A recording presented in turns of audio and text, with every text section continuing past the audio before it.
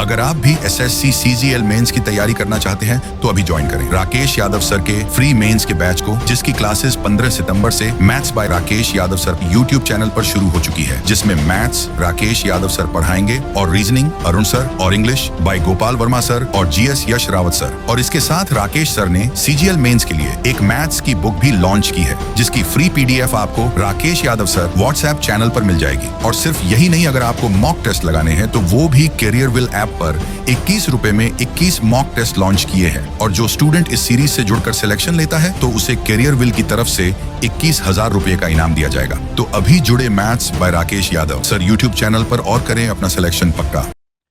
मेरे प्यारे बच्चों, आप सभी को नमस्कार। आप सभी का स्वागत है इस सुहानी रात में, जहां हम पहले नवरात्रे को जो सीजीएल की आंसर की आई है। तो मेरे प्यारे बच्चों, जितने भी क्वेश्चन अच्छे क्वेश्चन हैं वो सारे क्वेश्चन लेके मैं आज रात आपसे डिस्कस करने जा रहा हूं। उम्मीद है ये सेशन आपको बहुत पसंद आएगा। मेरे बच्चे, 3 चीज़ें ध्यान रखिएगा। पहला, कि मैंने डिफ़िकल्टी लेवल क्वेश्चन का इस तरह से डिसाइड किया है कि कुछ जगह तो हमने डिफ़िकल्टी लैंग्वेज के अकॉर्डिंग सेट की कि लैंग्वेज डिफ़िकल्ट है, कुछ जगह हमने उसकी कैलकुलेशन को डिफ़िकल्ट किया है, और कुछ जगह हमने उसके ऑप्शन बेस्ड क्वेश्चन उठाए हैं जो ऑप्शन से उठाए जा रहे हैं, यानी ऑप्शन के आधार पे सवाल बनाए जा रहे हैं। तो हमने 3 लेवल पे डिफ़िकल्टी ली है। मेरे प्यारे बच्चों, इस वीडियो के डिस्क्रिप्शन में ये सारे के सारे क्वेश्चंस, आपको सारे क्वेश्चन की कंप्लीट पीडीएफ आपको मिल जाएगी। साथ ही साथ सारे के सारे क्वेश्चन के हैंड रिटन क्लास नोट्स भी आपको हाथ के हाथ प्रोवाइड करा देंगे हम। तो जैसे जिस समय आप ये वीडियो देख रहे हैं आज रात, तो आपको हैंड रिटन क्लास नोट्स भी मिल जाएंगे और मेरे बच्चे पीडीएफ भी मिल जाएंगे। अगर किसी चीज़ को लेने में दिक्कत हो रही हो, नहीं मिल रही हो डिस्क्रिप्शन में, तो मेरे बच्चे, मेरा व्हाट्सअप चैनल है राकेश यादव से, आप आंख बंद करके इस चैनल को फॉलो कर लीजिए, क्योंकि ये वो चैनल है जो आपके लिए सबसे पहले काम कर रहा है, सबसे अपडेटेड काम कर रहा है और सबसे साफ सुथरा काम कर रहा है। तो मेरे बच्चे, आइए अब हम पढ़ने जा रहे हैं top 150 questions from the 900 question that come in your exam. 900 में से 150 क्वेश्चन छाटने की कोशिश है। पहले सवाल पर आते हैं मेरे बच्चे। 13 सितंबर मॉर्निंग शिफ्ट का सवाल है। सवाल में कहा, there are 2 pipes used to fill a tank and when operated together they can fill the tank in 20 minutes. कहते हैं टैंक को भरने के लिए 2 पाइप है, एक साथ जब भरते हैं तो 20 मिनट में भर देते हैं। कहते हैं यदि एक पाइप टैंक को दूसरे की तुलना में 2.5 गुना तेजी से भर रहा है, यानी ये पहला पाइप है, ये दूसरा पाइप है, कह रहा है एक पाइप दूसरे से 2.5 गुना तेज। 2.5 गुना का मतलब बना 5/2 गुना, मतलब इसकी एफिशिएंसी 2 है तो इसकी एफिशिएंसी 5 है। टैंक को भर सकता है। कहते हैं one pipe can fill the tank 2.5 time as quickly as the other. तो मेरे बच्चे, ये आ गया इनके टाइम का रेशो। अब यहाँ कोई स्पेसिफिक मेंशन तो है नहीं कि ए और बी पाइप, मतलब कोई भी 2 पाइप ले रहे हैं। तो अगर एफिशिएंट टाइम का रेशो ये है तो एफिशिएंसी का रेशो उल्टा आना है, 2:5। आपने कहा जी सही बात है, तो दोनों मिल जाएंगे, तो 1 मिनट में 7 यूनिट भरेंगे, 20 मिनट में टंकी गायब, तो टोटल पानी हुआ इतना। अब सवाल में कह रहा है तेज पाइप अकेले टैंक को कितनी देर में भरेगा। तो तेज पाइप की एफिशिएंसी 5 है, तो 5 चौक 20, 7 चौक 28। तो मेरे प्यारे बच्चों, मेरा सही आंसर होगा 28। आए, सवाल में कह रहा है कैफे में रमा ने अपने 7 दोस्तों के लिए 240 रुपए में ड्रिंक्स खरीदी। इसमें से उसने कुछ तो कॉफी खरीदी है भाई, और कुछ ब्लैक टी खरीदी है। जो कॉफी है मेरे बच्चे, उसकी कीमत है 40 रुपए, और जो टी है उसकी कीमत है 30 रुपए। और कह रहा है सातों दोस्तों पे 240 रुपए खर्च किया। तो मान ले सातों के सातों ने कॉफी पी होती तो 280 का खर्चा आता, और सातों के सातों ने चाय पी होती तो 210 का खर्चा आता, जबकि खर्चा आया है 240 का मेरे राजा। तो जब घटाएंगे तो ये आया 40 और ये आया मेरे बच्चे 30। रेशो लेंगे तो 3-4 आ गया। 30-40 का रेशो 3-4, मतलब कॉफी 3 ने पी, 4 ने चाय पी। तो उसने पूछा कितने कप चाय खरीदे, तो मेरे बच्चे उसने 4 कप चाय खरीदी, है ना। सवाल मॉडरेट ही लेवल के हैं, कुछ जो अच्छे लेवल के सवाल है शिफ्ट वाइज, तो सारे ही मैं आपको कराने जा रहा हूं। सारे सवाल नहीं ले रहे, शिफ्ट वाइज सवाल ले रहे। कहता है A and B are the centres of 2 circle with radius 2 centimetre and 1 centimetre respectively each other. कहता भैया 2 सर्कल है, एक सर्कल की रेडियस है 2 सेंटीमीटर, ठीक है जी, एक सर्कल और है जिसकी रेडियस है 1 सेंटीमीटर। कहता है जी ये दोनों आपस में किसी लाइन ए बी से जुड़े हुए हैं। ये लेट से ए कोई पॉइंट है मेरे बच्चों, ये लेट से कोई बी पॉइंट है। कह रहा है जी ए बी की लेंथ 5 है, बहुत सुंदर। कहता है इस सर्कल की रेडियस 2 है, इस सर्कल की रेडियस मेरे बच्चे 1 है। अब कह रहा है कि जहां ए बी 5 सेंटीमीटर, सी त्रिज्या वाला एक और दूसरा सर्कल है जिसकी रेडियस आर है, वो इन दोनों दूसरे आर सी त्रिज्या आर सेंटीमीटर वाले दूसरे वृत्त का केंद्र है, जो उपरोक्त दोनों वृत्तों में से प्रत्येक को बाह्य रूप से छूता है। कह रहा बाबू एक और सर्कल है, और ये इतना खतरनाक सर्कल है कि दोनों को टच कर रहा है, दोनों को मेरे राजा टच कर रहा है। ऐसे समझे दोनों सर्कल को टच करने लग रहा है। और इसका जो सेंटर है मेरे पैर पे ये सी। कह रहा है जिसकी रेडियस निकाल के बताइए। तो मेरे बच्चे साथ के साथ वो ये भी कह रहा है कि ACB जो है वो राइट एंगल बना रही है। ऐसा मैंने सवाल ने कहा कि ACB 90 डिग्री बना रहा है। अगर मेरे बच्चे 90 डिग्री बना रहा है, राइट एंगल ट्रायंगल होगी, ट्रिपलेट लगाओ। तो सबसे बड़ी भुजा 5 है, ये वाली लेंथ 2 है, ये वाली लेंथ 1 है। तो आप कहेंगे सर 3 4 5 होता थी, 1 है तो इसे 2 रखो, 2 1 3, यहाँ 2 2 4, ट्रिपलेट सेट हो गया, 3 4 5। तो मतलब इस सर्कल की रेडियस जो होगी वो 2 सेंटीमीटर। Option A. मेरे बच्चे अच्छे सवाल सच मायने में DI में है, जिन्हें हम रियल में कैलकुलेटिव कहते हैं। सवाल में कह रहा है the given bar graph shows the turnover of 5 companies. कहता है 5 कंपनियों का टर्नओवर दिखाता है। 17-18 को ब्लू से शो किया, 18-19 को पिंक से शो किया है, और 19-20 को बिल्कुल ही डार्कन कलर से शो किया हुआ है। अब हमसे पूछा क्या है, सवाल में हमसे ये पूछ रहा है कि वर्ष 2018-19 और 2019-20 के बीच सभी कंपनियों के औसत बिक्री टर्नओवर में क्या अंतर है। कह रहा है 18 से 19 और 19-20 इनके बीच में जितनी भी औसत बिक्री हुई है उसके औसत बिक्री टर्नओवर में अंतर बताइए। कौन कौन सा? 18-19, 19-20। तो मेरे राजा 18-19 का मतलब बना ये पिंक वाला, यानी ये जो रेडिस आपको दिखाई दे रहा है, और ये 19-20 जो हुआ ये सलेटी कलर वाला रंग, अगर आप देख पा रहे हो वीडियो में। कहता है इनमें अंतर बताना है। तो भाई क्या करें अंतर निकालने का तरीका? अंतर और औसत अंतर निकालना है। कितनी कंपनियां? 1 2 3 4 5 कंपनियां, इसमें और इसमें। तो मेरे बच्चे हम क्या करते हैं, इसको आधार ले लेते हैं, इसको दूसरा हिस्सा ले लेते हैं। तो यहां देख रहे होंगे ये 250 है, ये 300 है, मतलब 250 और 300 के बीच में ये दूसरे वाला 50 ज्यादा है।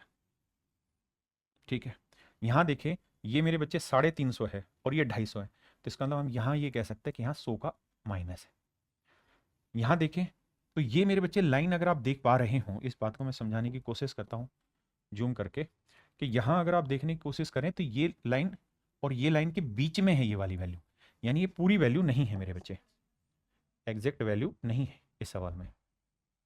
ठीक है, तो इसे हमें लेना होगा मेरे बच्चे 250 और 300 के बीच में, तो ये 275 लेंगे और ये 300 लेंगे, तो इसका मतलब ये वाली वैल्यू 25 ज्यादा है।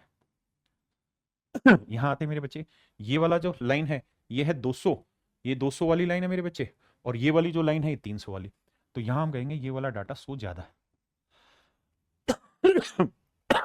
यहां बात करेंगे राजा बाबू, ये है 400, ये है 350, तो ये 50 कम है। आपने कहा हाँ सर मामला तो समझ में आ गया। तो मेरे बच्चे 50 कम 50 ज्यादा निपटा, 100 कम 100 ज्यादा निपटा, तो इन दोनों के अंतर जो आएगा मेरे बच्चे वो 25 का आएगा ओवरऑल। और उसने कहा औसत अंतर बताओ, तो कितनी कंपनियां? 1 2 3 4 5, तो 5 से भाग दे देंगे। इसका मतलब औसत अंतर जो निकल के आएगा मेरे बच्चे वो 5 आएगा। अब उसने आंसर के रूप में दिया यहाँ 5 करोड़, तो मेरे बच्चे ऑप्शन ए मेरा राइट आंसर है। ये 13 सितंबर मॉर्निंग शिफ्ट के क्वेश्चन है। क्या आप मेरी बात समझ पा रहे हैं? आइए मेरे बच्चे, ये जो सवाल है ये भी DI का क्वेश्चन है। सवाल में कह रहा था following table shows the sale in lakh rupees of 6 commodities in a provisional store from August 2012 से अक्टूबर 2012। कह रहा अगस्त सितंबर अक्टूबर तक का हर एक चीज का सेल दिखा रखा है। अब हमसे सवाल में क्या कह रहा है, कह रहा भाई अगस्त 2012 से अक्टूबर 2012 की अवधि के लिए ड्राई फ्रूट, चीनी और चावल की कुल संयुक्त बिक्री, चाय दालों और आटे की कुल संयुक्त बिक्री का कितना % है। तो हमें पहले ड्राई फ्रूट, चीनी और चावल पकड़ने हैं। तो देखो यार, ये ड्राई फ्रूट आ गया, ये चीनी आ गया और ये चावल आ गया। कहता हमें इनका टोटल प्रोडक्शन निकालना है। तो जोड़ोगे तो 7 2 9 और 5 14, 2 और 3 5 और 2 7 और 1 8, 84 आया भाई। यहां निकालोगे तो 8 2 10 7 17 हासिल 1, 4 4 8 4 12 और 1 13। यहां निकालोगे तो भैया 2 और 3 5 7 12 हासिल 1, 4 2 6 2 8 1 9 92। इन तीनों का हमें जोड़ करना है। तो देखो यार, जोड़ करोगे तो 9 7 2 9, 9 और 4 13 का 3 हासिल 1, 9 और 3 12, 12 और 8 12 और 8 कितना हुआ भाई? 20 और 1 21 और 2 3। इसका मतलब ये हुआ मेरे बच्चे कि जो 3 चीजों की उसने बात की उनकी टोटल बिक्री है 313। अब कह रहा है कि चाय दालों और आटे, यानी बाकी जो बच गए, चाय दाल और आटे, इनकी बिक्री निकाल लो, इनकी बिक्री निकाल लो। तो इनकी बिक्री जब निकालोगे तो ये देखो, जोड़ना ही तो है टोटल हमें कैसे भी करके। तो देखो यार, 15 45 60 हो गया है ना, जुगाड़ तो कैसे भी लगा सकते, नहीं तो सीधा सीधा जोड़ लेंगे। 5 4 9, फिर 2 1 3 3 6 69 आया। 5 4 9 और 2 11 हासिल 1, 4 1 5 3 8 और 4 12। और यहाँ देखेंगे 5 3 8 और 9 17 7 हासिल 1, 5 3 8 और 1 9 और 4 13 137। जोड़ेंगे तो 7 और 1 8 और 9 17 का 7 हासिल 1, 3 और 1 4 2 6 और 6 12 हासिल 1 3। तो ये आया मेरे बच्चे 327। तो सवाल ये कह रहा है कि भाई 327 का ये वाली वैल्यू कितना परसेंट है। तो हम देख रहे हैं सारे अप्रोक्सीमेशन में जाने लग रहे हैं। तो क्या करना चाहिए, हमें ये देखना चाहिए ये वाली वैल्यू से कितना कम है। तो आप कहेंगे लगभग 14 कम है, मैंने मान ली। मेरे बच्चों मुझे बताओ 327 का 1% क्या होगा। तो आप कहेंगे 1% होगा 3.2 के आसपास लगभग। तो मेरे बच्चे 14 इसका कितना गुना है। तो आप कहेंगे सर देखो, अगर हम यहाँ ध्यान से देखें 3.27 है ना, 3.25 मान लो, ताकि अच्छे से मेरी बात समझ पाए कि सर ये वाली जो वैल्यू है 3.27 है और ये 14 कम है, तो ये इसका लगभग लगभग 4 गुना तो है ही है। मतलब 4% तो वैल्यू कम है ही है। आपने कहा हाँ, यानी 4% अगर कम होगी तो उत्तर आएगा 96%। लेकिन ये आप देख रहे हैं कि 4 से थोड़ी सी ज्यादा है, तो मतलब उत्तर आएगा 95 पॉइंट समथिंग समथिंग, लेकिन आंसर 96 के नजदीक आएगा। 96 के नजदीक क्यों आएगा, क्योंकि 4 गुना कर रहे हैं मेरे बच्चे इसका, तो 14 के नजदीक बैठ गया। अगर मैं 5 गुना करूंगा तो 14 से काफी आप आगे चला जाएगा। इसका मतलब मेरा अप्रोक्सीमेशन में जो आंसर आएगा वो मेरे बच्चे आएगा 96%। उसने खुद ही कहा कि निकटतम पूर्ण संख्या में पूर्णांकित ज्ञात कीजिए, तो आंसर 96%। आइए बाबू, बहुत प्यारा सवाल है। कह रहे boat can travel 78 kilometre upstream and back in total of 32 hours. कहता है एक नाव 78 किलोमीटर धारा के विरुद्ध जाती और फिर वापसी आती 32 घंटे का समय लेती। यानी 78 किलोमीटर धारा के साथ गई और फिर विरुद्ध आई, या विरुद्ध गई और साथ आई। तो मेरे बच्चों सवाल में कह रहा है कि घंटे लिए हैं 32, ऐसा मैं नहीं, सवाल कह रहा है। अब आगे कह रहा है it can travel 15 kilometre upstream and 52 kilometre downstream. कहता है 15 किलोमीटर अपस्ट्रीम जाए और कितना था मेरे भाई, 52 किलोमीटर डाउनस्ट्रीम आए तो 9 घंटे लेती है। 52 किलोमीटर डाउनस्ट्रीम आए तो मेरे प्यारे बच्चों 9 घंटे का समय लगता है। ये कहानी थी सवाल की जो उसने कही, मैंने एज इट इज लिख के दिखाई। अब सवाल में वो ये कह रहा है कि शांत पानी में जो नाव है वो 12 घंटे में कितनी दूरी चलेगी, यानी 12 घंटे में कितनी दूरी चलेगी। तो भैया जो भी मेरी बोट की स्पीड होगी इनटू 12 कर दूंगा, ये मेरा आंसर आएगा। देखिए अगर मेरे पास समय नहीं और मैं महज तुक्केबाज आदमी हूं, तो मैं सबसे आसान तुक्का ये देखूंगा कि 12 का मल्टीपल देख लो कौन सा ऑप्शन है। मैं फिर से बता रहा हूं, समय नहीं है और तुक्केबाज टाइप के आदमी हूं तो 12 का मल्टीपल देखेंगे, ये नहीं है। 12×7 = 84, 12×8 = 96, ये है, ये नहीं है भाई, ना ये। तो मेरे बच्चे में 96 आंसर करके चला जाऊंगा। लेकिन बात वही कि समय ना हो। समय है तो आपको पता है कि बोट पॉइंटों में भी आ सकता है, बटे भी आ सकता है, और कट के 12 का मल्टीपल हो, ये जरूरी भी नहीं। तो फिर कैसे करें। तो ये कहानी तो थी मेरे बच्चे तुक्केबाजी वाली। लेकिन अब आते हैं सिस्टमेटिक।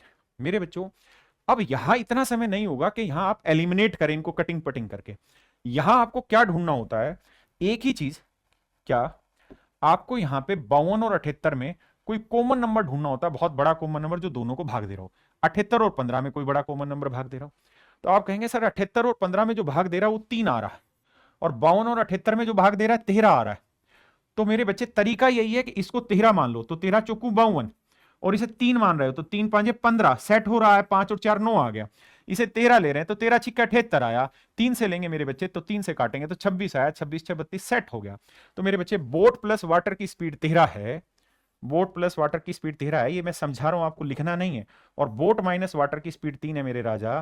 तो ये बताओ बोट की स्पीड क्या निकल के आएगी, दोनों का आधा, 13 3 16, 16 का आधा कितना है, 8 आया। आपने कहा जी हाँ। तो मेरे बाबू अगर बोट की स्पीड 8 आ गई तो कह रहा है कि इसी बोट पे बैठ के वो 12 घंटे जाना चाह रहा है, तो कितनी दूरी चल देगा, तो स्पीड इनटू टाइम। तो 12 8 है मेरे प्यारे बच्चों, मेरा राइट आंसर है 96। क्या मेरी बात समझ पाए, हाँ है ना। इसी इस बोट पे बैठ के आज ही रात को सारे पेपर सोल्व करा दिया जाएगा तुम्हें, है बात पल्ले पड़ी कि नहीं। आइए मेरे बच्चे, देखिए बहुत प्यारा सवाल है। सवाल ने कहा कि प्रणव ने 6,23,305 रुपए उधार लिए 10% साधारण ब्याज की दर पे, 10% साधारण ब्याज की दर से उधार लिया।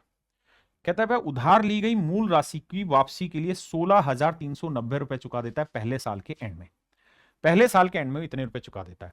यदि प्रणव दूसरे वर्ष के अंत में सभी लंबित बकाया राशि का भुगतान कर देता है, जिससे पहले वर्ष के दौरान अर्जित ब्याज भुगतान भी शामिल है, तो दूसरे वर्ष के अंत में से कितना पैसा देना चाहिए कि उसका कर्जा रद्द हो जाए, नहीं खत्म हो जाए। तो मेरे बच्चे एक बात बताओ, जो मेरा समझदार बच्चा वो जानता है 6,23,305 रुपए को असलियत में तो वो 2 साल बाद चुका रहा है। तो ये बताओ 2 साल में इंटरेस्ट कितना बन जाएगा भाई, रेट ऑफ इंटरेस्ट कितना है 10%, तो 1 साल का ब्याज कितना बना, तो 6,23,305 है ना, तो 6,23,305, तो 10% यहां लग जाएगा। तो यानी 1 साल का ब्याज इतना बन जाएगा। मैं कह रहा हूं कि 2 साल का ब्याज कितना बन जाएगा, तो 2 5 10, 3 भाई 2 5 10 1 है, 2 3 6 आया मेरे बच्चे, 2 3 6 आया, 2 दूनी 4 आया, 2 6 12 आया। यानी अगर ऐसी सेटिंग होगी तो 1,24,661 रुपए उसे इंटरेस्ट के रूप में चुकाने होंगे। 2 साल बाद वो पैसा देने जाता तो 1,24,661 रुपए चुकाने होते। आपने कहा जी बात तो सही है, इसमें कोई दो राय नहीं है। यानी मेरे बच्चों अगर उसने 6,23,305 रुपए का कर्जा लिया है और वो पहले साल के आखिर में कुछ भी ना देता तो उसे 1,24,661 रुपए ब्याज के रूप में चुकाने होते और इतना पैसा देता तो उसका कर्जा खत्म हो जाता। लेकिन गड़बड़ कहां हो गई? गड़बड़ यह हुई कि भाई वो पहले साल के आखिर में आया और पहले साल के आखिर में 16,390 रुपए देके चला गया। तब होगा क्या कि एक तो 16,390 रुपए देके चला गया, तो अगले महीने जो ब्याज, अगले साल जो ब्याज मिलेगा वो इस अमाउंट पे, प्रिंसिपल पे तो मिलेगा नहीं, 16,390 रुपए कम पे मिलेगा। तो मैं क्या कर रहा हूं कि इसका 10% निकाल देता हूं। तो इसका 10% निकालूंगा तो ये बनेगा 1,639 रुपए। तो एक तो ये पैसा उसको चुकाना है और एक ये जो इंटरेस्ट हमने ज्यादा जोड़ लिया यहां, तो कुल मिला के हमने इतना पैसा इसमें ज्यादा कर लिया। तो 9 9 3 12, 6 3 9 1 10, 6 1 7, यानी 17,029 रुपए हमने इसको ज्यादा दे दिया। अगर मैं ये 17,000 इसमें से घटा दूं तो मेरी सेटिंग सेट बैठ जाएगी। और अगर इसको एक्यूरेट लेके जाना है तो ये आएगा 17,029, 17,029। अब मेरे बच्चों एक बात ध्यान से देखना, भाई इन दोनों को जोड़ना और ये चीज घटानी है। तो 5 और 1 6, 6 में से 9 तो जाएगा नहीं, तो 16 में से 9 जाएगा, और 16 में से 9 जाएगा तो क्या आएगा? यूनिट डिजिट 7, और यूनिट डिजिट 7 केवल एक ही ऑप्शन में, बी में। मेरे बच्चों बहुत भयंकर सवाल बता रहे थे बच्चे, लेकिन ये सवाल अगर आप बेसिक क्लास को देखें, जो मैंने बेसिक क्लास में पढ़ाया उसको देखें, तो आपको पता चलेगा सेम ही सवाल करा रखा है। डाटा ऊपर नीचे होते हैं लेकिन सेम ही सवाल करा रखा है। हमने क्या किया भाई, 6,23,305 पे पूरे 2 साल का ब्याज जोड़ दिया, वो बन गया इतना। हाँ है ना? मैंने एक चीज नोटिस की कि पूरे के पूरे सवाल में यूनिट डिजिट का खेल हो रखा है, यूनिट डिजिट का खेल हो रखा है। अगर मैं स्टूडेंट हूं तो मैं ये सब कार्रवाई करूं ही ना, मैं तो एक बेसिक बेसिक बात पकड़ूं। भाई 6,23,305 रुपए, ये तो है मेरा एक्चुअल में प्रिंसिपल। आपने कहा जी हाँ। अगर मैं ये कहूं कि इस पे 2 साल का ब्याज बताओ, तो भैया रेट ऑफ इंटरेस्ट कितनी हो गई? 10%। तो 10% से ब्याज जोड़ोगे तो 0.5 आएगा, लेकिन 2 साल करोगे तो 2 5 10, इसका मतलब इकाई का अंक 1 आएगा, यानी ये बन गया आपका इंटरेस्ट। बिल्कुल ठीक बात है।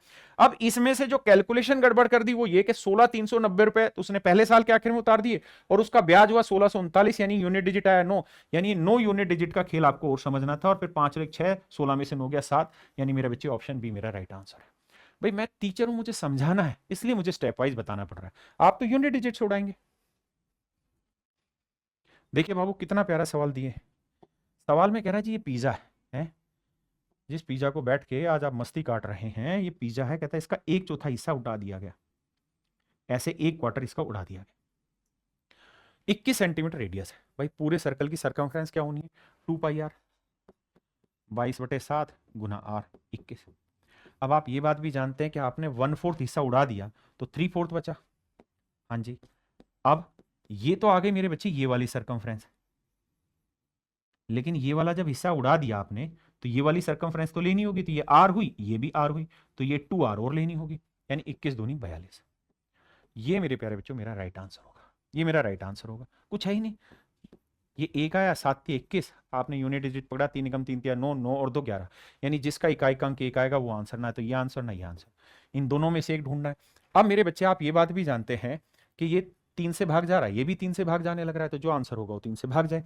ये 3 से भाग जा रहा है, नहीं, 4 1 5 1 6 भाग जा रहा है, ऑप्शन सी आंसर। देखिए मेरे बच्चे, अब 13 सितंबर की सारे सेप्ट यही थे। अब हम बात करें 26 सितंबर की। बहुत प्यारा सवाल, तूफानी सवाल, जो मैंने कहा कि कुछ सवाल ऑप्शन से ही टूटने हैं। जैसे सवाल ने कहा एक कमरा है जिसमें कुछ आदमी हैं, कुछ कुर्सियां हैं। If on each chair only 1 person is seated, अगर हर कुर्सी पे केवल एक आदमी बैठे, then there is no chair for exactly 1 person, तो एक आदमी के लिए कोई कुर्सी नहीं बचती। मतलब वो ये कह रहा है कि अगर हर कुर्सी पे एक एक आदमी बैठेगा तो एक आदमी ऐसा होगा जिस पास कुर्सियां ही नहीं होंगी। इसका मतलब ये हुआ कि जितनी कुर्सियां होंगी, जितनी चेयर होंगी, बेसिकली उससे एक ज्यादा आदमी होंगे। यानी अगर 10 कुर्सियां हैं तो आदमी 11 होंगे, क्योंकि एक एक हर कुर्सी पे एक एक आदमी बैठेगा, तभी तो एक आदमी बचा रह जाएगा बिना कुर्सियों के। हाँ, तो मेरे बच्चे अगर यहां 7 कुर्सियां हैं ना, मतलब सॉरी, तो मुझे कुर्सी खा दे तो कुर्सियों की संख्या ज्ञात करो। तो अगर 7 कुर्सियां हैं तो आदमी होंगे 8, 6 कुर्सियां हैं तो आदमी होंगे 7, 4 कुर्सियां हैं तो आदमी होंगे 5 और 3 कुर्सियां हैं तो आदमी होंगे 4। आपने कहा जी ठीक है। अब अगली लाइन में क्या कह रहा है? अब अगली लाइन में कह रहा है if on each chair 2 person sit, कहता है अगर हर कुर्सी पे 2 आदमी बैठे तो एक कुर्सी खाली रह जाती है। तो मेरे बच्चे अगर 8 आदमी हैं और हर कुर्सी पे 2-2 आदमी बैठे तो कितनी कुर्सियां चाहिए? 4। तो भैया यहां तो 7 कुर्सियां थी, 4 के इनका अंतर, एक कुर्सी आ रहा है। सवाल में कह रहा है ना, तो एक कुर्सी खाली हो जाती, तो नहीं आ रहा, तो गलत है। मेरे बच्चे 7 आदमियों को 2-2 पे तो आप बैठा ही नहीं सकते। मेरी बात समझ रहे कि नहीं समझ रहे? 2 से भागे नहीं होना, तो ये मेरा आंसर नहीं है ना, मेरा ये आंसर है। अब 4 आदमी, अगर हर कुर्सी पे 2-2 बैठाओगे तो 4 आदमी बैठाने के लिए कितनी कुर्सियां चाहिए? 2। तो देखो 3 कुर्सियां और 2 कुर्सियां, एक कुर्सी बची रहेगी, तो मेरा आंसर आ गया डी। बहुत प्यारा सवाल। आइए बाबू, 26 सितंबर मॉर्निंग का पेपर है भाई, बहुत ही प्यारा सवाल है। इस समय आप देख रहे हैं बोर्ड पे समय हुआ 8:51 और मेरे भाई सारे क्वेश्चन रेडी करा रहे हैं, सारे काम किए हैं। 1 घंटा भी आंसर की हुई ने, सारे पेपर असेंबल करना, टाइप कराना और आपके सामने पेश करना। आइए, कह रहा 2 successive percentage decrease of 25% each is by what percent less than 2 successive percent increase of 25% each. मेरे बच्चे ये सवाल मैंने इसलिए लिया क्योंकि इसकी लैंग्वेज में दम है। सवाल में कह रहा है 25% की 2 कार्मिक प्रतिशत कमी। कह रहा भाई 25% की हमने 2 सक्सेसिवली कमी की है। 25% की फ्रैक्शन होती है 1/4, माने 4 से 3 हुआ, 4 से 3 हुआ, तो हम ये कह सकते हैं कोई चीज 16 से 9 रह गई। 16 से 9 रह गई तो कितने की कमी? 7 से। यानी पहले वाले में 7/16 की कमी हुई है। पहले वाले में जो डिक्रीज हुआ है वो 7/16 का हुआ। और कह रहा है कि अगर इसी में 2 क्रमिक प्रतिशत वृद्धि से कितने प्रतिशत कम है? कहता है अगर 25% के 2 सक्सेसिव इंक्रीज कर देते तो भैया फिर कहते 4 से कोई चीज 5, 4 से फिर कोई चीज 5 2 बार, तो 16 से 25। तो बाबू 16 से 25 कितने का इंक्रीज हुआ? 9 का। तो यहाँ इंक्रीज कितना हुआ? 9/16। तो मेरे बच्चे ये इंक्रीज हुआ और ये ओवरऑल डिक्रीज हुआ, दोनों में ही बटे 16 आ गया। मजे की बात है। तो हमसे सवाल में एक पूछ रहा है कि जो कमी थी वो इस वृद्धि से कितना परसेंट कम है, यानी जो ये कमी है ये इस इंक्रीज से कितना परसेंट कम है। तो 9 से 7 कितना कम है? 2। तो हम कहेंगे जी 2 की कमी 9 पे, तो 100 पे कितना? 1/9। 11 से 1/9 तो 2/9 होगा, 22 से 2/9 यानी 22.22%। मेरे बच्चे ऑप्शन सी मेरा राइट आंसर है। देखिए मेरे बच्चे, given a linear equation in 2 variable, कहता है ये एक इक्वेशन दे रखी है 2 वेरिएबल की, which of the following linear equation along with the given equation form a system of linear equation having no solution. कहता है किसके साथ ऐसी सेटिंग बैठेगी कि नो सॉल्यूशन। नो सॉल्यूशन में क्या होता है कि जो a1/a2 होता है वही b1/b2 होता है, बट c1/c2 नहीं होता। तो पहले वाले के साथ सेटिंग बैठाएंगे मेरे बच्चे, तो आप ये कहेंगे देखो 5 दूनी 10, 7 दूनी 14 और 8 दूनी 16, ये तो होगा नहीं। अब अगले पे आते हैं, 5 से 7, 7 से 5, रेशियो सेम नहीं है, ये बढ़ रहा है ये घट रहा है, तो ये भी नहीं हो सकता। इससे आगे आते हैं, 5 से 5 है, 7 से 7 है और ये 8 दूनी 16, ये हो सकता है और हमें यही चाहिए होता है। हमें यही तो चाहिए मेरे बच्चे अल्टीमेटली। क्या क्या चाहिए कि भाई a1/a2 वही हो जो b1/b2, तो देखो 1:1 है, लेकिन वही ना हो जो c1/c2, तो c1/c2 1/2 आ रहा है, वो 1:1 आ रहा है। तो इसका मतलब मेरे बच्चे ऑप्शन सी मेरा राइट आंसर है। भाई 3 ही होते हैं, यूनिक सॉल्यूशन जिसमें पहले वाला बराबर नहीं होता, नो सॉल्यूशन जिसमें आखिरी वाला बराबर नहीं होता, और एक मैनी सॉल्यूशन जो पैरेलल लाइन होते हैं जिसमें सारे बराबर होते हैं। देखिए मेरे बच्चे, क्वेश्चन नंबर 13 सवाल में कह रहा है दिल्ली, चेन्नई, मुंबई, कोलकाता का ग्राफ दिखाया हुआ है, कई लाखों इकाइयों के बारे में कहानी बता रहा है। अब सवाल में हमसे ये कह रहा है दो माफ करिए, 2019 से 2022 की अवधि के दौरान दिल्ली और कलकत्ता के में औसत उत्पादन के बीच का अनुपात क्या है? 2019 से 2022। तो मेरे बच्चे करना क्या है, दिल्ली है ब्लू कलर वाली, तो 2019 में है 600, दिख नहीं रहा होगा मैं इसलिए ऐसा कर रहा हूं। यहां देखोगे तो 450, यहां देखोगे मेरे बच्चे तो ये आधी लाइन में 350, यहां देखोगे मेरे बच्चे तो ये आया 800, जोड़ोगे तो 0 5 5 10, 6 4 10 3 13, 13 और 8 21 और 1 22, 2200 आया। अब एक बात तो समझ में आ गई कि रेशियो में 11 आएगा ही आएगा, है ना, क्योंकि बाकी मल्टीपल दिख नहीं रहे तो 11, लेकिन 11 दो जगह है तो तुक्केबाजी नहीं कर सकते। अब आते हैं मेरे बच्चे कलकत्ता। कलकत्ता कौन सा? येलो कलर वाला। तो यहाँ है 500, यहाँ है 400, यहाँ है मेरे बच्चे 250 और यहाँ कलकत्ता पहुँचा दिया जी इसने 650। यहाँ जोड़ोगे मेरे बच्चे तो 6 2 8 9 4 13 और 5 18, बस तो समझ में आ गया 11:9 मेरा आंसर होगा, तो ऑप्शन सी। तो डीआई इतनी टफ है नहीं, अभी तक के सवालों में जो बच्चे कह रहे थे आसान है। देखिए यार, ये पार्टनरशिप का क्वेश्चन है 26 सितंबर को, बहुत अच्छा सवाल है। सवाल में कह रहा है तीन व्यक्ति ए बी और सी, तीन व्यक्ति ए बी और सी 2:3:5 के अनुपात में पैसा लगाते हैं एक व्यवसाय में, और ये तय किया गया कि भाई जो भी प्रॉफिट होगा 9% दान दे देंगे। तो 9% दान तो 91% हिस्सा बचेगा। तो जो भी मेरी कैपिटल है 2,50,000, इसका 91% बटेगा। 91% का मतलब हुआ 7 गुना 13। तो आप तुरंत देखिए कौन सा ऑप्शन 7 से भाग जा रहा है या 13 से जा रहा है, आपका आंसर आ जाएगा। समझाऊं तो भाई 2,50,000 रुपए, आपने कहा जी ओके, 2,50,000 रुपए में 9% डोनेट कर दिया तो 91% बांटा गया। इतना पैसा बांटा जाएगा और उसमें कह रहा है सी का हिस्सा बताओ, तो सी का हिस्सा 5, 5 3 8 2 10, तो 5/10 है। आपने कहा मामला सेट है सर। अब अगर कैलकुलेशन देखोगे तो 3 जीरो से 3 जीरो गया सर, बिल्कुल ठीक है। अब एक जीरो तो लास्ट में आएगी, यूनिट डिजिट पकड़े तो 5 एकम 5, 5 5 25, 5 आएगा, लेकिन वो सारों में दे रखा है। लेकिन एक चीज बड़ी यूनिक है जो आपको यहां से मिल सकती है, और वो ये कि सर 91 जो होता है वो 7 गुना 13 होता है। तो सर 5 के 25 के मल्टीपल तो सारे हैं, वहां से नहीं मिलेगी चीजें। हाँ, हम एक काम ये कर सकते हैं, 25 5 125 का मल्टीपल भी ढूंढ सकते हैं, और 125 होता है 5 की पावर 3, यानी आखिरी 3 अंक। क्या ये 3 अंक 125 से भाग होंगे? नहीं। ये होंगे जी? नहीं होंगे। क्या 750 भाग हो जाएगा जी? बिल्कुल हो जाएगा। क्या 650 भाग होगा जी? नहीं होगा।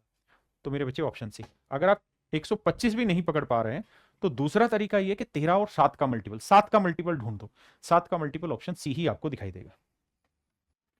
देखिए मेरे बच्चे, यहां सवाल में कह रहा है कि भाई 3 एसिड ए बी और सी की सांद्रता ऐसी है, यानी उनमें कंसेंट्रेशन ऐसा है ए बी सी में, कि इसमें अगर 20% एसिड है तो इसमें बाबू 30% एसिड है, तो इसमें मेरे बच्चे 40% एसिड है। और सवाल में हमें ये कह रहा है कि इन्हें मिलाना है हमें किस अनुपात में? 3:5 ए में। और उद्देश्य क्या है? उद्देश्य ये है कि जब हम इन्हें मिलाएं तो सभी का मिश्रण 30% का बन जाए, यानी जो कंसंट्रेशन बने कंप्लीट मिक्सचर की वो 30% बने। तो मेरे बच्चे, अगर मुझे 30% बनाना है पूरे मिश्रण की कंसंट्रेशन, तो ये तो ऑलरेडी 30% है। ये तो 30% वेटेड एवरेज की तरह तो है ही, तो ये तो ऑलरेडी 30% है, इसकी तो जरूरत ही नहीं है। हमें असलियत में इन दोनों की सेटिंग कुछ ऐसी करनी कि 30% बने। तो बाबू 40 में 30 गया 10, 30 में 20 गया 10। इसका मतलब जितनी मात्रा यहां से लोगे ना उतनी ही मात्रा यहां से लोगे। यहां से 3 यूनिट मात्रा लिए तो यहां से भी 3 ही यूनिट मात्रा लेनी होगी।